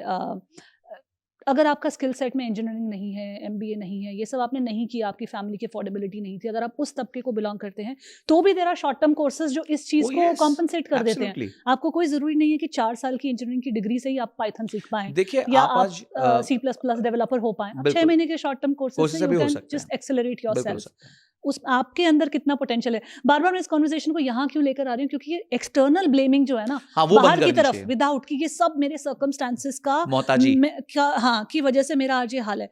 थोड़ा अंदर जाओ, थोड़ा द जर्नी विदिन करो और सोचो कि आपके हाथ में कौन से फैक्टर है जिसको आप मूव कर सकते हो। नहीं तो वहीं खड़े रहोगे और इन्फ्लेशन आगे बढ़ रहा है, रिसेशन भी आगे आगे आने बिल्कुल सही आने कह वाला है, और सब चीज़ें हो रही हैं, लाइफ आगे निकलती जाएगी और आप वहीं रह जाओगे।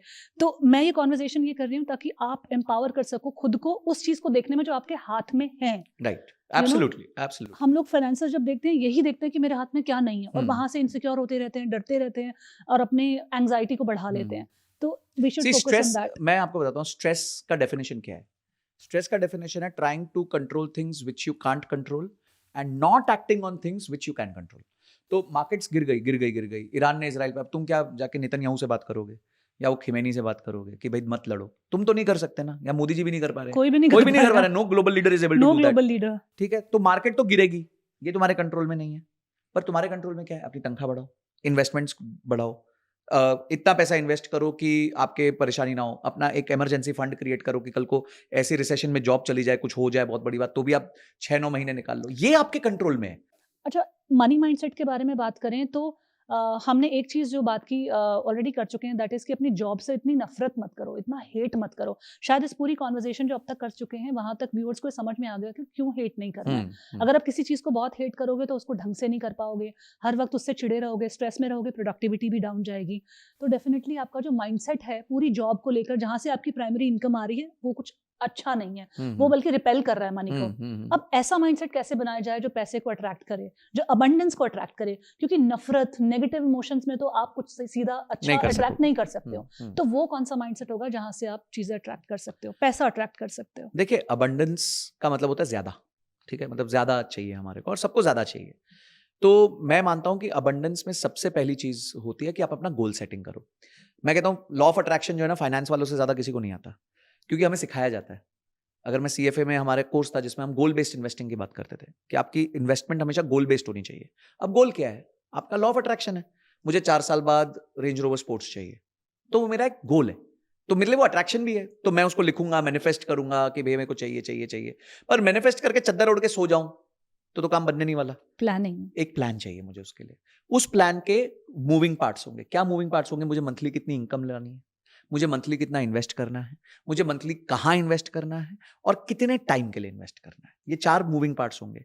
तो अब मुझे बता, अगर मुझे रेंज रोवर स्पोर्ट चाहिए, 1.5 करोड़ की गाड़ी है, तो मुझे एटलीस्ट 40 लाख रुपए, 50 लाख रुपए का डाउन पेमेंट करना है, तो मुझे 4 साल में 50 लाख रुपए का कॉर्पस चाहिए। यानी अगर मैं देखूं तो मोटा मोटी मुझे महीने का मिनिमम कहूंगा तो भी 70-80 हज़ार रुपए निवेश करना पड़ेगा। अब 70-80 हज़ार मुझे अगर निवेश करना है तो मेरी इनकम एटलीस्ट 3-4 लाख की होनी चाहिए, या 2-3 लाख की होनी चाहिए। तो अब मैं 3 लाख की इनकम कहां से जनरेट करूं? तो फिर मैं वर्कआउट करूंगा, अच्छा मेरे पास देने को क्या है, मेरे पास देने को फाइनेंशियल कंसल्टिंग है या फिर कोचिंग है या फिर कंटेंट है। अच्छा अब मैं कहां से कितना पैसा ला सकता हूं, पहले महीने तो 3 लाख आएगा नहीं, तो पहले महीने क्या आएगा, दूसरे महीने क्या आएगा, कितना टाइम मुझे लगेगा मैं 3 लाख पे पहुंचूंगा, और कितना टाइम लगेगा 3 लाख से हो सकता है 5 लाख पे पहुंच जाऊं, 6 लाख पे पहुंच जाऊं। अब मेरा ना प्लानिंग चालू हो गई है। हम इसे कहते हैं WBS, वर्क ब्रेकडाउन स्ट्रक्चर, कि जो मुझे गोल अचीव करना है उसकी प्लानिंग चाहिए, इनकम की प्लानिंग चाहिए, एक्सपेंस की प्लानिंग चाहिए, कहां पैसा डालूं उसकी प्लानिंग चाहिए, कितनी देर पैसा डालूं उसकी प्लानिंग चाहिए। तो जब मैं ये प्लान बना लेता हूं, मेरे सामने वो प्लान होता है, तो मेरे एक्शंस आ जाते हैं। अच्छा तो मुझे अगर महीने में 20 क्लाइंट्स को सर्विस करना है, मुझे 20 क्लाइंट से 20-20 हजार रुपए लेने हैं ताकि मैं 4 लाख रुपए बना सकूं। अब वो 20 क्लाइंट्स कैसे आएंगे, उसके लिए मैं रिवर्स वर्क करूंगा, उसके लिए रिवर्स वर्क करूंगा, everything will suddenly fall into place. और ये ब्रेन बहुत मैजिकल चीज है। The moment you give it a positive instruction, वो ना पीछे पीछे काम करना चालू कर देता है। और सबकॉन्शियस माइंड को दो, क्योंकि अगर आप कॉन्शियस माइंड को दोगे ना तो वो कंटेस्ट करता है। आप है ना इंस्ट्रक्शन सबकॉन्शियस माइंड को यूज करो। एक बार के लिए कंटेस्टिंग भूल जाओ, बोलो यार मैं कैसे कमाऊंगा, मैं तो आज 50,000 कमाता हूं, मैं 3 लाख कैसे कमा लूंगा। तो the moment you have said this, अब आप कुछ नहीं कर सकते, बट आप कह सकते हैं हाँ यार मैं आई थिंक मैं कमा सकता हूं 3 लाख रुपए, let me make a plan. तो तब आप प्लानिंग पे बैठते हो, फिर वर्क ब्रेकडाउन स्ट्रक्चर करते हो, कुछ वीडियोस देखते हो, कुछ ट्यूटोरियल्स देखते हो, कुछ बुक्स पढ़ते हो, कुछ करोगे, आप एक्शन लोगे। तो अबंडेंस जो है ना, it starts from goal setting. और वो गोल आपके लिए कितना इंपॉर्टेंट है वो लिख दो। और मेरे को ऐसा लगता है अगर आपको गोल रियली इंपॉर्टेंट है तो आप अकाउंटेबल हो जाओ उस गोल के लिए, आप दुनिया को जाहिर कर दो या फिर अपने दोस्तों के साथ शेयर कर दो। वो बोलेंगे तुम पागल है जरा, कहां से तू रेंज रोवर स्पोर्ट लेगा, कैसी गधे जैसी बात कर रहा है, इतनी महंगी गाड़ी है। तो आपने अब उसका वो ले लिया, अब तो वो चैलेंज हो गया है, तो चलो अब तो करना ही करना है। सो अबंडेंस जो है उसके लिए पहले आप गोल सेट करो, गोल सेट करने के बाद गोल का प्लान बनाओ।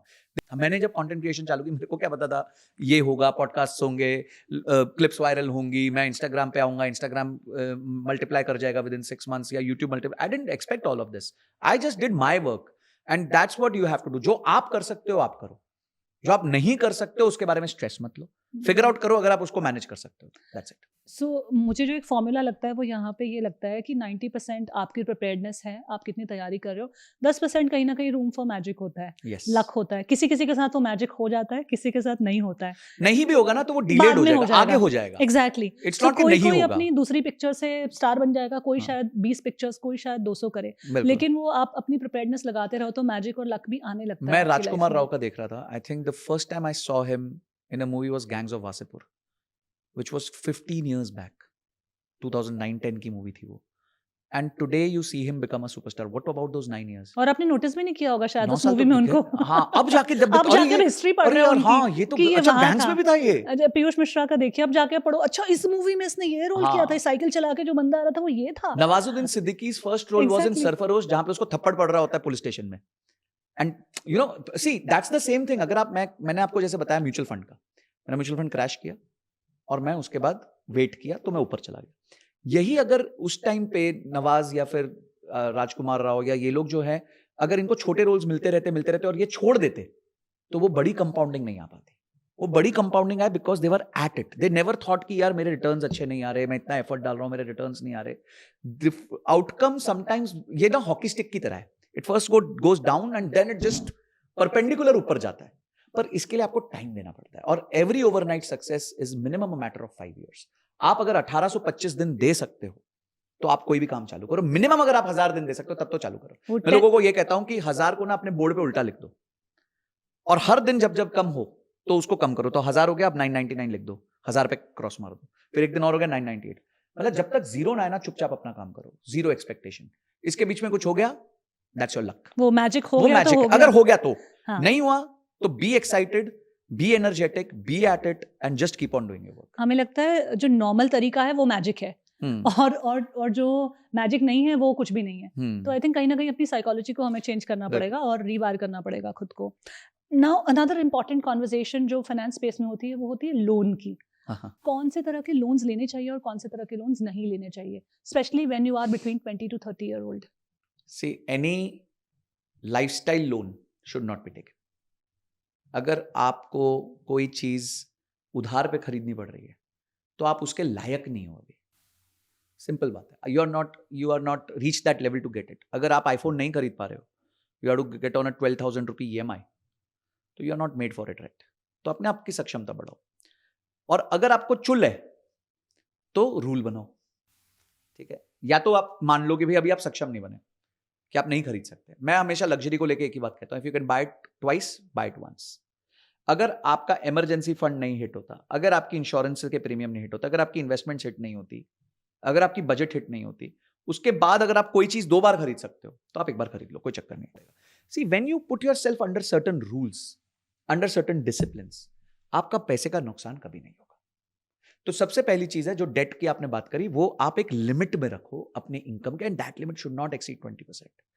20% के नीचे रहे, बहुत कंफर्टेबल हो। तो अगर आपकी इनकम 1 लाख रुपए है तो 20,000 मैक्सिमम कह रहा हूं, outer should be your EMIs on luxury items. उससे ज्यादा आपकी ईएमआई लग्जरी आइटम पे नहीं होनी चाहिए। लग्जरी आइटम आपकी गाड़ी भी हो सकती है, कुछ आपका भी हो फोन सकता भी हो सकता है, कुछ कोई भी भी हो सकता लाइफस्टाइल एक्सपेंस, कोई भी लाइफस्टाइल एक्सपेंस हो सकता है, ठीक है।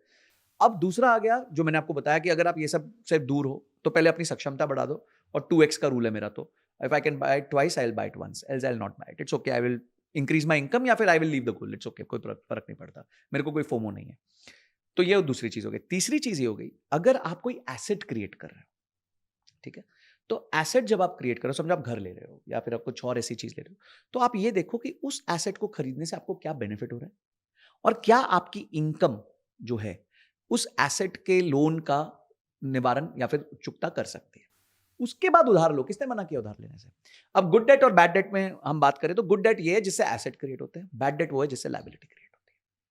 बस यही सिंपल मैथमेटिक्स है। जब हम एसेट और पैसा बनाने की बात करते हैं, मुझे ना नवल रविकांत का मैं किताब में बहुत इंटरेस्टिंग चीज़ पढ़ रही थी, तो उन्होंने कहा कि जो पैसा है, मनी जो है, अगर आपको पैसा बनाना है तो money is basically a tool for transaction. अगर आप उस माइंडसेट से आओगे तो एक अलग माइंडसेट है, और अगर एसेट बिल्ड करना है तो वो एक वेल्थ बिल्ड करने वाला माइंडसेट है, और वो एक डिफरेंट माइंडसेट है। तो आप इसके बारे में क्या कहना चाहोगे? देखिए, नवल रविकांत की हर बात गोल्डन है, ऑब्वियसली। रॉकस्टार आदमी है वो। रॉकस्टार हैं, दूसरे रॉकस्टार वॉरेन बुफे हैं, रॉकस्टार्स के रॉकस्टार्स वॉरेन बुफे, और तीसरे आपके Warren Buffett and Charlie Munger, obviously is partner, and third is Morgan Housel. तो अगर आप इन सब की बात सुनेंगे तो मैं ओरिजिनल इनके जो इन सब के ग्रैंडफादर जो है वो चाणक्य ही हैं। ये सारा अर्थशास्त्रों में ये सारी चीजें लिखी हुई हैं जो आपको ये कह रहे हैं कि आपको हमेशा ऐसी चीजें क्रिएट करनी चाहिए जिससे आपके लिए रिकरिंग इनकम बने। ये सारी चीजें हमारे लिखी हुई हैं। आप एक ही चीज याद रखना कि अगर आपने शुरुआत की लाइफ लायबिलिटीज खड़ी करने में निकाल दी तो आप जिंदगी भर फ्रीडम नहीं पा पाओगे। The most important resource in your life is your time. अगर आज आप अपना टाइम बेच रहे हो तो उसकी कोई रीजन हो सकता है, पर अगर जिंदगी भर अपना टाइम बेच रहे हो तो आप फूलिश हो, आपने कोई प्लानिंग नहीं करी। अगर मेरे साथ के जो मेरे कॉलीग्स थे जिन्होंने मेरे साथ एमबीए करी, वो भी मेरे जितने ही ठीक ठाक हैं, अच्छी सैलरीज पे हैं, 10-15% ऊपर नीचे होता है, because all of them were from almost the same batch. But they when I was growing and they were growing, they chose lifestyle over freedom, I chose freedom over lifestyle। आज उनके पास महंगी गाड़ियां हैं, घर हैं, पर उनके पास 20,000 रुपए नहीं है कि वो एक SIP कर पाए, उनके पास रिजर्व फंड्स नहीं है, उनके पास उनके बजट्स नहीं है, और वो अगले 10-15 साल स्ट्रगल करेंगे। तो दे चूज दैट, मैंने नहीं चूज किया। मैंने चूज किया, अगर मेरे पास मर्सिडीज खरीदने की हालत थी तो मैं होंडा सिटी चला रहा था। तो I save that money and I invested in my future freedom. भाई, वो नेताजी सुभाष चंद्र बोस ने भी बोला था, तुम मुझे खून दो तो मैं तुम्हें आज़ादी दूंगा। तो थोड़ा खून दो भाई, कुछ साल तो खून देना पड़ेगा ना, तभी आज़ादी आएगी। आज़ादी comes at a cost, freedom is not cheap, it comes at a cost. तो that cost is to control your emotions, control your demands, और एटलीस्ट रेगुलेट देम। मैंने कहा कंट्रोल करके जीरो कर दो, रेगुलेट तो करो। जो कर सकते हो वो करो, एक इक्वेशन बना दो। उस इक्वेशन में चीजें बैठेंगी तो होंगी, उस इक्वेशन में चीजें नहीं बैठेंगी तो नहीं होंगी। सो मैं जब रियल एस्टेट में था तो we were in land acquisition. तो I was working with a group called Kanakia. तो Vikas Oberoi is their chairman, and ये बहुत बढ़िया केस स्टडी है। 2010 में उनका IPO आया था, दे रेज्ड समवेयर अराउंड 1027 करोड़। देखिए, जब आप IPO से पैसा लेते हैं, जनता से पैसा लेते हैं ना, तो जनता आपको पैसा इसलिए देती है ताकि आप उस पैसे को ग्रो करें, ठीक है। नहीं तो वो भी FD में डाल सकते थे, वो भी अपना रिस्क फ्री रिटर्न्स रख सकते थे। उन्होंने आपको पैसा दिया क्योंकि वो शेयर प्राइस को डबल होना देखना चाहते हैं, धीरे धीरे बढ़ते हुए देखना चाहते हैं। अब विकास ओबरॉय को उस 1000 करोड़ से जमीनें लेनी थी, ठीक है, ताकि वो नए नए प्रोजेक्ट्स लेके आ सके। भाई ने 2 साल जमीन ही नहीं ली। हर क्वार्टर में एनालिस्ट उससे पूछ रहे हैं कि भाई तुमने जमीन क्यों नहीं ली, तुम्हारे पास तो कैश में पड़ा है पैसा, तुम तो FD का रिटर्न कमा रहे हो, इससे अच्छा निवेशक को वापस कर दो। बोलता है नो, मेरे पास अभी कोई डील ही नहीं है। बोलता आपके जैसे के पास डील नहीं। बोला डील है, पर मेरे को जो सेट हो वैसी डील नहीं है। ठीक है जी। फिर अगले क्वार्टर मिलते हैं, वो सेम आंसर दे रहा है, फिर अगले क्वार्टर में सेम आंसर दे रहा है। और यहां हमारी कंपनी ये देख रही है कि मैं कौन सी डील उठा लूं, बस उठा लूं। This man did a deal after 2 years। 8 quarter उसने सबको जवाब दिया, अपने एग्जिस्टिंग प्रोजेक्ट्स कर रहा है, काम कर रहा है, ऐसा कुछ नहीं, शेयर प्राइस ज़्यादा बढ़ रहा नहीं है, and then he did a deal with Tata steel. उसने टाटा स्टील की एक बहुत बड़ी ज़मीन का पार्सल बोरीवली में खरीदा। I still remember that was a 1600-1800 crore के आसपास की ज़मीन थी, and that project in itself today is going to give him more than 12,000 crore rupees of revenue. मैं कहाँ आ रहा हूँ कि उस आदमी ने, उसको पता है मेरे रूल्स क्या हैं, रेगुलेशंस क्या हैं, वहाँ फिट होगा तो मैं लूंगा, नहीं फिट होगा तो कोई भी मेरे पे कितना भी प्रेशर डाल दे मैं नहीं लूंगा। And today Oberoi Realty is one of the best performing real estate companies in the country. तो when sometimes in short term आपको लगेगा कि यार मैं तो काम ही नहीं कर रहा, मैं तो एक्टिविटी नहीं कर रहा, जैसे आपने कहा कि मैंने कन्फाइन कर लिया अपने बहुत आप को एक कन्फाइन जगह कर पे। लिया, बट जब आप रूल ओरिएंटेड हो जाते हो, है ना, तब आप ऑटोमेटिकली बहुत सॉलिड ग्रो कर जाते हो। संजय, इससे मैं अब दूसरी रियल एस्टेट की कॉन्वर्जेशन पे आती हूँ, जो एक बहुत इंपॉर्टेंट क्वेश्चन है, जो बहुत लोग पूछते भी हैं और बहुत पॉपुलर है। वो ये कि घर खरीदना चाहिए या रेंट करना चाहिए? देखिए, इसके ना वेरीड आंसर्स हैं और इसमें कोई एक एग्जैक्ट आंसर लगता नहीं है, बट मैं आपको इसका फ्रेमवर्क दे देता हूँ। हर व्यक्ति अपनी एक्सिस्टिंग सिचुएशन को इस फ्रेमवर्क से कंपेयर कर ले, and then they can decide whether they want to rent और बाय। फर्स्ट थिंग्स फर्स्ट, जब आप यंग होते हैं तो आपके लिए फर्स्ट मैंने जो चीज़ बोली कि आपको अपने इन्वेस्टमेंट करनी है अपने ब्रेन में, क्योंकि यहाँ सबसे बड़ा गेन है।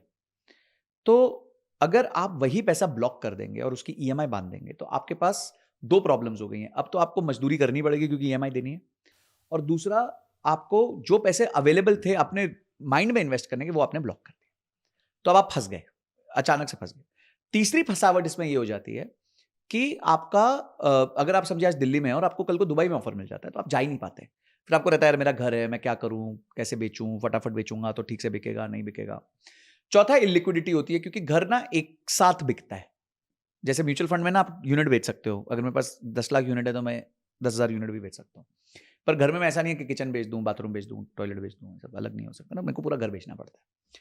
तो ये एक बहुत बड़ी प्रॉब्लम है। और पांचवी जो चीज लोगों को लगती है कि भाई घर मेरा है, घर आपका नहीं है, घर बैंक का है। अभी पेपर आपके नाम पे है पर घर बैंक के पास है। अगर आप 3 महीना ईएमआई नहीं भरोगे तो घर बैंक आके आपको बाहर कर देगा। जैसे लैंडलॉर्ड आके बाहर करेगा वैसे बैंक भी आके बाहर कर देगा। तो फर्क क्या है दोनों में? फर्क ये है कि बैंक आपसे 9% चार्ज करता है, लैंडलॉर्ड आपसे 2% चार्ज करता है। तो शुरू में जब आप यंग हैं, आपके पास कैपिटल नहीं है। और तीसरी चीज, अगर आज आप भारत में कोई भी टियर ए शहर में दो बेडरूम का घर लेते हैं, वो 70-80 लाख रुपए से नीचे का नहीं है। शायद ज्यादा का ही होगा, मैं एक छोटा एग्जाम्पल दे रहा हूँ, 70-80 लाख का।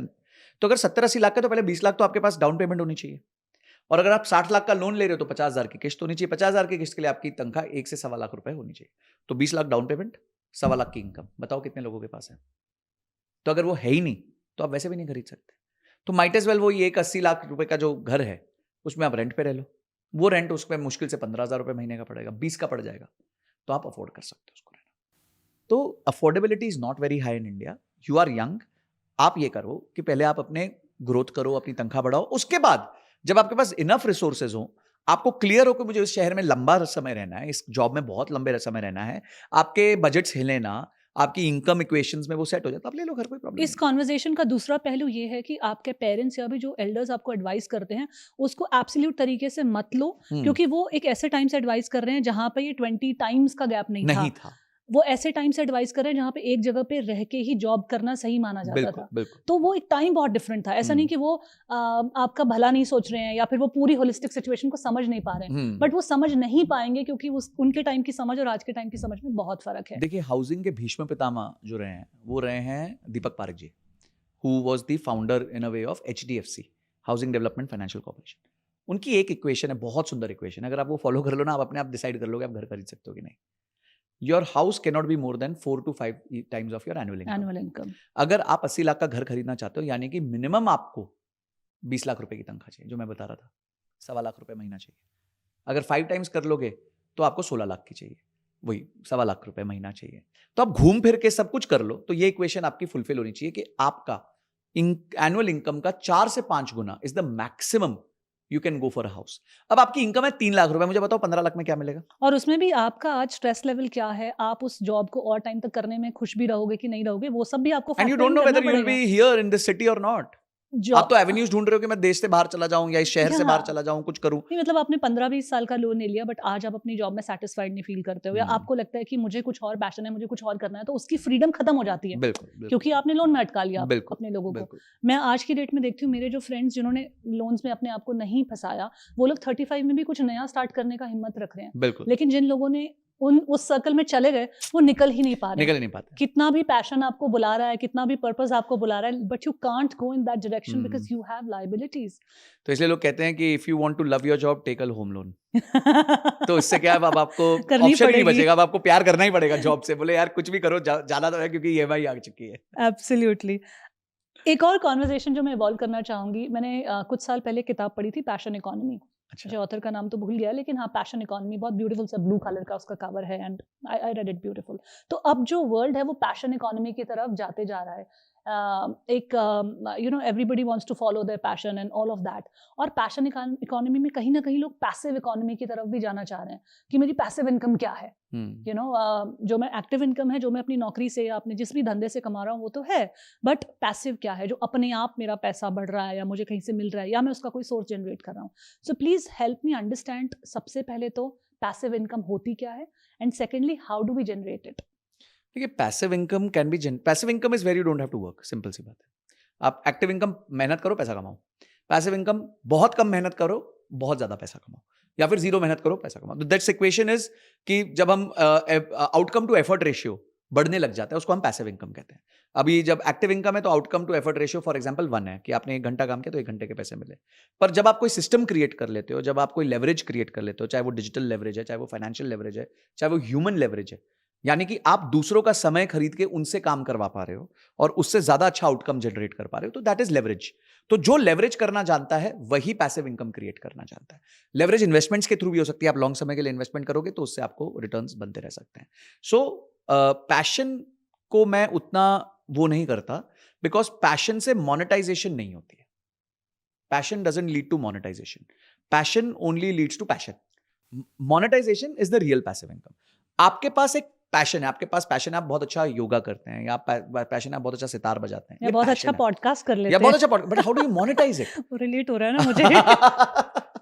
अभी 2 साल हो गए ना, तब सारे जो मैंने नंबर्स पीछे धकेल रखे थे कि मैं 100 एपिसोड्स बनाने के बाद सोचूंगी कितना पैसा लगा, चलो क्या ठीक हुआ। है, फिर भी मैं कहूंगा कि अब आपने, मैं वो चार्ट बना रही हूँ तो now I can relate to it more. तो मोनेटाइजेशन की कैपेबिलिटी इंडियंस में बहुत कम है, क्योंकि हम है ना Agree. बड़े डरे हुए सेलर्स हैं, हम बड़े गिल्ट सेलर्स हैं। अरे यार, मैं कैसा लगेगा अगर मैं किसी से पैसे लैक ऑफ मांगूंगा? नॉलेज से भी आ रहे हैं, हमें वो मॉडल्स भी नहीं पता है, हमें और मॉडल्स भी नहीं पता, और ना हम बुक्स में पढ़ना चाहते हैं, ना हम किसी कोच को इसमें हेल्प लेना चाहते हैं किसी से। Today internet selling has become so easy, it has become so wide accepted. थोड़ा टाइम डालोगे, आप अपना ऑर्गेनिक भी कर सकते हो, इनऑर्गेनिक भी कर सकते हो, सीख सकते हो, सिखा सकते हो, बहुत कुछ कर सकते हो। YouTube in itself is going to give you recurring income. अगर आप यूट्यूब पे चैनल खोले तो there are many many methods to generate recurring passive income. ठीक है, रेकरिंग एंड पैसिव। पैसिव होता है कि एक तो बिना मेहनत किए, रेकरिंग होता है बिना मेहनत किए आता रहेगा। आपने एक पेड़ उगा दिया आम का, अब वो हर सीजन फल देगा। ऐसा नहीं है सिर्फ एक ही सीजन दो के बाय बाय कर देगा, थैंक यू सो मच। वो देता रहेगा, देता रहेगा, देता रहेगा, देता रहेगा। तो दैट इज रेकरिंग ऑल्सो, बार बार आता रहेगा। तो किसी को भी पैसिव इनकम बनानी सिर्फ पैशन से काम नहीं चलेगा। Passion is what will sell, but first you need to know how to cell.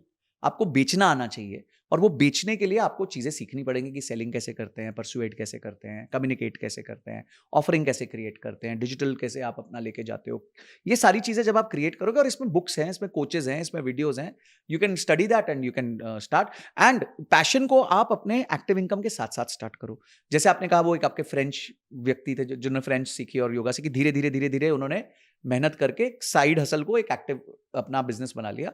तो they can waste 6 hours binge watching any shit, but they can't spend 1 hour watching some good podcast or some good video or some good book कि भाई मैं कुछ पढ़ लूँ और अपने लिए कुछ क्रिएट कर लूँ। So it is lack of people's own क्या कहते हैं विल, कि वो ये सब नहीं क्रिएट कर पाते। नहीं तो पैसिव इनकम क्रिएट करना आज के जमाने में ईजीएस्ट है as compared to what we had some 15-16 years बैक। संजय, अभी तक हमने इस पूरी कॉन्वर्जेशन में बहुत सारे टॉपिक्स पर्सनल फाइनेंस को लेकर, फाइनेंशियल हैबिट्स को लेकर इवॉल्व किए हैं। हमने पर्सनल ब्रांडिंग की भी बात की। हर कोई व्यक्ति जो आज कहीं नौकरी भी कर रहा है या कुछ भी करना चाहता है, एक उनका पर्सनल ब्रांड है। अगर आपका एक लिंक्डइन प्रोफाइल है तो वो आपका पर्सनल ब्रांड है। अब वो कितना अच्छा होगा उसके बेसिस पे आपका जो एम्प्लॉयर है उसको देखेगा, आपकी यहाँ से कॉम्पिटेंस को जज करेंगे, आप कैसे व्यक्तियों से जज करेंगे। तो पर्सनल ब्रांड बनाना बहुत ज़रूरी है। हमने फाइनेंस रिलेटेड गोल्स के बारे में बात की, माइंडसेट के बारे में बात की, अबांडेंस के बारे में बात की। Now I want to evolve this conversation to the next topic. जो मेरे दिमाग में आ रहा है वो आ रहा है कि जब म्यूचुअल फंड्स की बात होती है, SIPs की बात होती है, तो हमको समझ नहीं आता है कि हम कौन सी वाली सिलेक्ट करें। अगर मैं अपना ही एग्जांपल लूँ, तो मुझे जब बोला गया कि म्यूचुअल फंड में आप निवेश कीजिए, तो मैंने तो अपने बैंकर के पास गई और मैंने उन्हें बोला कि भाई तुम लगा दो, मेरे पैसे कैसे लगाने हैं, मेरे पास मंथली इतना बजट है और आप लगा दो। और मैं एक लंबे ड्यूरेशन के साथ ओके हो गई कि मैं 10 साल 15 साल भूल जाऊंगी इस पैसे को और ये इतना मैं निकाल सकती हूँ हर महीने। उन्होंने सेट कर दिया। But if somebody wants to learn it today, how do we select the right mutual fund for us? देखिए, फर्स्ट ऑफ ऑल गोल, जितने भी इन्वेस्टमेंट्स होते हैं वो गोल बेस्ड होते हैं, तो you have to always start with the goal. Goal has to be smart, it has to be specific, measurable, achievable, relevant and time oriented. अगर मैं कहता हूँ कि मुझे 5 साल में गाड़ी चाहिए 10 लाख रुपए की, जिसके लिए 5 लाख रुपए मुझे डाउन पेमेंट चाहिए, तो मेरा क्लियर गोल हो गया है.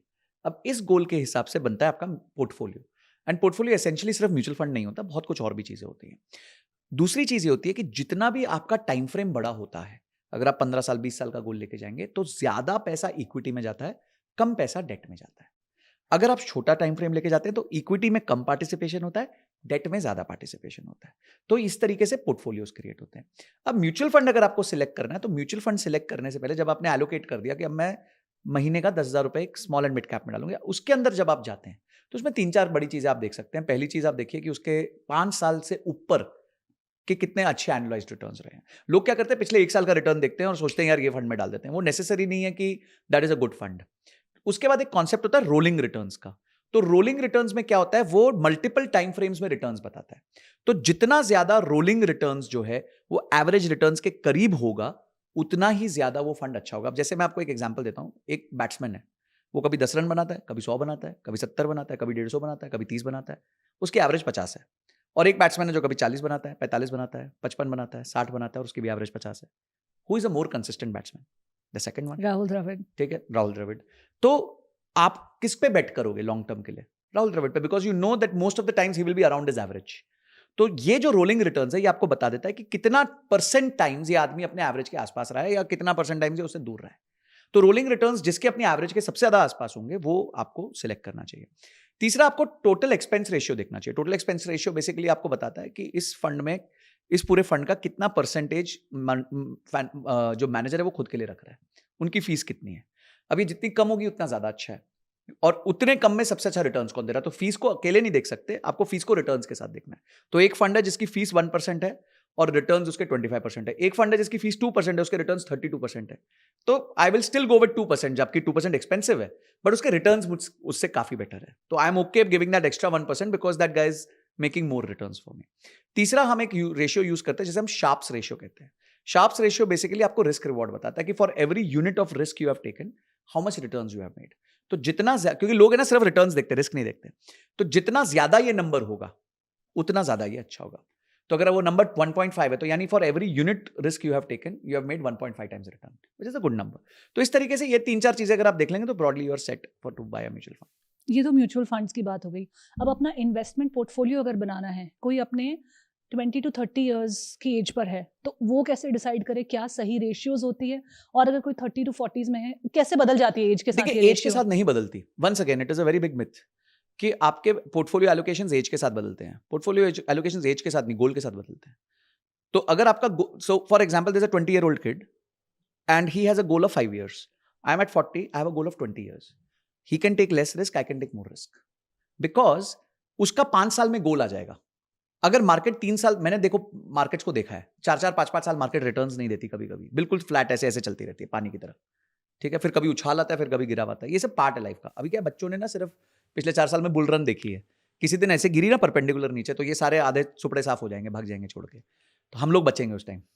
तो वो कहते हैं न्यूक्लियर गिरेगा तो कॉकरोच बचेगा, तो हम वही हैं. चलते रहेंगे हम.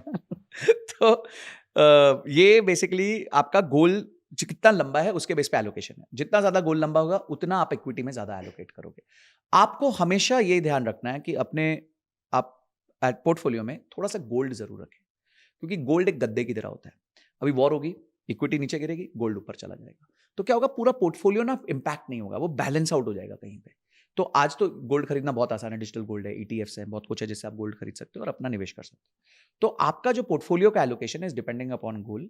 जितना आपका गोल का ड्यूरेशन ज्यादा है उतना ज्यादा इक्विटी, और उस इक्विटी के अंदर भी अगर गोल बहुत लंबा है तो ज्यादा स्मॉल एंड मिड कैप में डालिए, because small and mid cap companies में ताकत होती है वेल्थ को मल्टीप्लाई करने की. लार्ज कैप कंपनीज आपको बेसिकली सेव कर दी है एक पर्टिकुलर रिटर्न्स देती हैं, पर स्मॉल और मिड कैप वो कंपनीज है जो 10x 20x हो सकती हैं अगले 10 साल में। अब रिलायंस इतनी बड़ी कंपनी हो 10x नहीं हो सकती, या it will take a lot of time to become 10x, but एक छोटी कंपनी है 500 crore market cap, 1000 crore market cap की, वो 10 गुना बहुत आराम से हो सकती है अगले 5-6 साल में। तो इस तरीके से आप अपने पोर्टफोलियो को डाइवर्सिफाई करें, उसके बाद दिमाग न लगाएं, चुपचाप पैसा डालें और अपना काम करें। तो हमने जो बात की है वो की है एब्सोल्यूट एक्शनेबल इनसाइट्स की। आपको कैसे खुद को रिवायर करना है, खुद के माइंडसेट को रिवायर करना है, अपने आप को बेहतर समझना है, अपनी टॉलरेंस को बेहतर समझना है, अपने स्किल को बेहतर समझना है, वहां से इंप्रूव करना है। Basically the journey with in तो करनी पड़ेगी। Yes, absolutely, absolutely. अब जाते जाते मेरा आखिरी सवाल जो मैं अपने सभी गेस्ट से पूछती हूँ, और वो है उनकी सफलता की परिभाषा। आपकी सक्सेस की डेफिनेशन क्या है, और आप फाइनेंशियल सक्सेस की डेफिनेशन को कैसे यहाँ पे रीडिफाइन करोगे? देखिए, पहले तो मैं लाइफ को दूसरों की लेंस से नहीं देखता कि तो कुछ आप लोग सक्सेसफुल हो। कहेंगे। तो हाँ, तो मैं कभी भी किसी और के लेंस से, मेरे कोई कंपैरिजंस नहीं है, कोई फोमो नहीं क्रिएट करता, क्योंकि मुझे ये पता है कि ये सारी चीजें सिर्फ एंग्जाइटी क्रिएट करेंगी, और ये लाइफ एक हाईवे है, कोई ना कोई गाड़ी मेरे आगे होगी, कोई ना कोई आगे होगा, बहुत सारे पीछे भी होंगे, पर कोई ना कोई आगे होगा। मेरा काम है, मुझे जो हाईवे की स्पीड लिमिट है उसके हिसाब से ड्राइव करना, अपनी सीट बेल्ट पहनना, रिस्क मैनेज करना, और आराम से गाड़ी चलाते रहना और एंजॉय करते रहना साथ साथ। तो आई थिंक मेरी परिभाषा यही है कि don't think what others are thinking, don't measure your life based on others parameters. Success is very personal to everyone. मैं ऐसे भी व्यक्ति को जानता हूं जो साल का 1 करोड़ कमाता है और वो दुखी है, और मैं ऐसे भी व्यक्ति को जानता हूं जो साल का 5 लाख कमाता है, बहुत खुश है। तो ये आप अपनी लाइफ को कैसे डिजाइन करते हो, ये टोटली आपके हाथ में है। पर एक चीज अगर आप अवॉइड करो, जो मैंने शुरुआत में बोला था, कि अगर आप किसी प्रकार का फोमो, रिग्रेट और गोल पोस्ट मूविंग अगर आप बचा लो अपने आप को, ये 3 चीजों से, which is very difficult, let me tell you, because क्योंकि इट इज लाइफ वेरी आपको ईजियर सेड एंटाइस देन करती डन। है, राइट? क्योंकि इतना सोशल मीडिया अवेलेबल है, आपका पीयर ग्रुप है, और आगे बहुत आगे लोग, बढ़ने वाला है। सिर्फ बढ़ने वाला है। तो आई थिंक ये आप बेसिकली अगर बचा लो तो you have a successful life. Second, I always love to change my room, in the sense, मुझे ऐसा लगता है कि जब भी आप कमरा बदलते हो ना, आपका माइंडसेट बदल जाता है। तो मैं कोशिश करता हूँ कि मैं हर बार ऐसे लोगों के ग्रुप में हूँ जहाँ पे मैं रीजनेबली, मतलब ना मैं लीस्ट हूँ ना मैं बेस्ट हूँ, मतलब मैं कहीं बीच में हूँ, ताकि मैं छोटों को सिखा भी सकूँ, बड़ों से सीख भी सकूँ। तो मैं कोशिश करता रहता हूँ इवॉल्व करने की, ऐसे ऐसे लोगों से मिलने की जो मुझसे आगे हैं, ताकि मैं उनसे कुछ सीख सकूँ और उसको अपनी लाइफ में इंप्लीमेंट कर सकूँ। तो मैं हमेशा कहता हूँ कि change your room, change your life. तो जैसे आप अपना रूम बदलते हो, जो क्या कहते हैं, एसोसिएशन बदलते हो, उससे काफ़ी कुछ बदल जाता है लाइफ में। और थर्ड है, मैं थोड़ा बहुत शास्त्रों को पढ़ता रहता हूँ। I think that gives me a lot of equanimity and calmness, कि ये सब चीज़ों से बचने के लिए कि जो शील्ड चाहिए आपको, नॉलेज चाहिए, वो वहीं से आती है और कहीं से नहीं आती है। बहुत ही खूबसूरत बातें आपने यहाँ पे की, और एक-एक बात आपने तो खैर 20-20, 25 सेकंड में कह दी, लेकिन कोई अगर इसको रुक के अपनी लाइफ में रिफ्लेक्ट करे और जेन्युइनली सोचे कि मैं कितने शास्त्रों को पढ़ रहा हूँ। शास्त्रों का मतलब यही नहीं है कि आप वेदों को पढ़ें और उन किताबों को पढ़ें। आप कितना अपनी नॉलेज अपग्रेडेशन पर और Yes. ऐसे टूल्स इकट्ठा कर रहे हैं जो आपको एंग्जायटी, स्ट्रेस से शील्ड करेंगे, बिल्कुल। बचाएँगे आपको। आप उस पे कितना एक्टिवली काम कर रहे हैं। आप ये हर रोज़ अगर बोल रहे हैं कि मुझे स्ट्रेस हो रहा है, मुझे एंग्जायटी हो रहा है, पर आपका रोल उसको खत्म करने में अपने लिए क्या है? आपने क्या किया? आपने अगर कुछ नहीं किया है तो फिर वो तो मल्टीप्लाई होगा। It is going to multiply only, there is no other way. कभी भी आप सोचो कि आज मुझे स्ट्रेस पैसों का है, कल पैसे आ जाएंगे तो स्ट्रेस खत्म हो खत्म जाएगा नहीं ना, होने वाला। क्योंकि आपकी आदत है स्ट्रेस की, तो आप किसी और हाँ, चीज में ले लोगे, yes. फिर आप रिलेशनशिप में ले जाओगे, फिर आप किसी और। तो this is what you have to learn to kind of rewire your own self, that how are you safeguarding yourself from stress. ये बहुत ही ब्यूटीफुल पॉइंट जो मुझे आपका लगा, जहाँ पे आपने कॉन्वर्सेशन खत्म की। तो मैं हमेशा कहता हूँ, शास्त्र हमारे शस्त्र हैं, अगर हम उनको ठीक से यूज कर ले तो ये सब पागलपन से बच जाएंगे, नहीं बचे तो there is no end to. Sanjay, इस पॉडकास्ट पे मैं बहुत सारे डिफरेंट एरियाज और डिफरेंट इंडस्ट्रीज से लोगों को बुला चुकी हूँ, और एक चीज़ हाई अचीवर्स में कॉमन है, वो ये है कि वो कहीं ना कहीं ऐसी पावरफुल किताबें पढ़ते हैं। बहुत सारे लोगों ने आकर यहाँ पे भगवद गीता का जिक्र किया, जैसा कि आपने भी किया, और ज़रूरी नहीं है कि वो एक कॉमन फील्ड से थे, या कुछ डाइवर्स पोर्टफोलियोज। एक डॉक्टर है, वो भी भगवद गीता में अपनी दुविधा के आंसर्स ढूंढ रहा है। एक आर्मी वेटरन है, जीडी बख्शी सराय, इतना कुछ भगवद गीता के बारे में बताकर गए, है ना। आप फाइनेंस से हैं, आप भी इसके बारे में बात करें, तो वी मस्ट अंडरस्टैंड कि जिसको हम कहीं सुनी बातें कहकर नकार देते हैं, या अपना जो इतिहास है, हिस्ट्री है, या जो नॉलेज और विजडम हमारे सामने है, उसको हम कंज्यूम करने के लिए लेजी हो जाते हैं। आई वुड रियली रिकमेंड कि इस पॉडकास्ट से अगर कुछ लर्निंग्स जा पाए तो ये उसमें से एक should be a highlight. As I said, शास्त्र हमारे शस्त्र हैं, वो हमारे शील्ड है। अगर हम उनको ठीक से इस्तेमाल करेंगे तो ये मॉडर्न डे प्रॉब्लम से हम बहुत आराम से बच सकते हैं, बहुत ज्यादा आराम से बच सकते हैं। So on this note, Sanjay, thank you for joining me for this powerful conversation on the Journey Within podcast. और जितने व्यूअर्स हमें देख रहे हैं, अगर वो चाहते हैं कि हम संजय को एक बार फिर से यहाँ बुलाएं और कुछ और फाइनेंस के टॉपिक जो आपके रह गए हैं, जो सवाल रह गए हैं या जिसके बारे में आप और जानना चाहते हैं, बिकॉज संजय तो he comes from a wealth of knowledge. उन्होंने बहुत साल खुद पर्सनल इन्वेस्ट करके भी देखा है, मार्केट को स्टडी भी किया है और बहुत सारे दूसरे लोगों के पोर्टफोलियोज मैनेज भी कर रहे हैं, आज भी कर रहे हैं, कंसल्ट भी कर रहे हैं. So if you have any other questions जो इनके लिए हैं तो कमेंट सेक्शन में लिख के बताइए. Thank you Sanjay for joining me. Thank you so much. Thank you for watching today's episode. I am sure इस एपिसोड से आपने बहुत पावरफुल लर्निंग्स लिए होंगे. सबसे अच्छी बात क्या लगी कमेंट सेक्शन में लिख के बताइए. अगर आपके कोई सवाल हैं जो अनआंसर्ड रह गए हैं, जिनके बारे में आपको पूरी जानकारी नहीं मिली है, वो भी लिख कर बताइए. हम डेफिनेटली कोशिश करेंगे कि उनके जवाब आप तक ढूंढ कर ला पाएँ. Thank you for watching. Please subscribe to the channel, like comment and share, क्योंकि आपके सपोर्ट के बिना ये journey the journey with in की जर्नी को हमारे लिए पूरा करना बहुत डिफिकल्ट हो जाएगा. So do support us. Thank you for watching. नमस्ते and I will see you in the next video.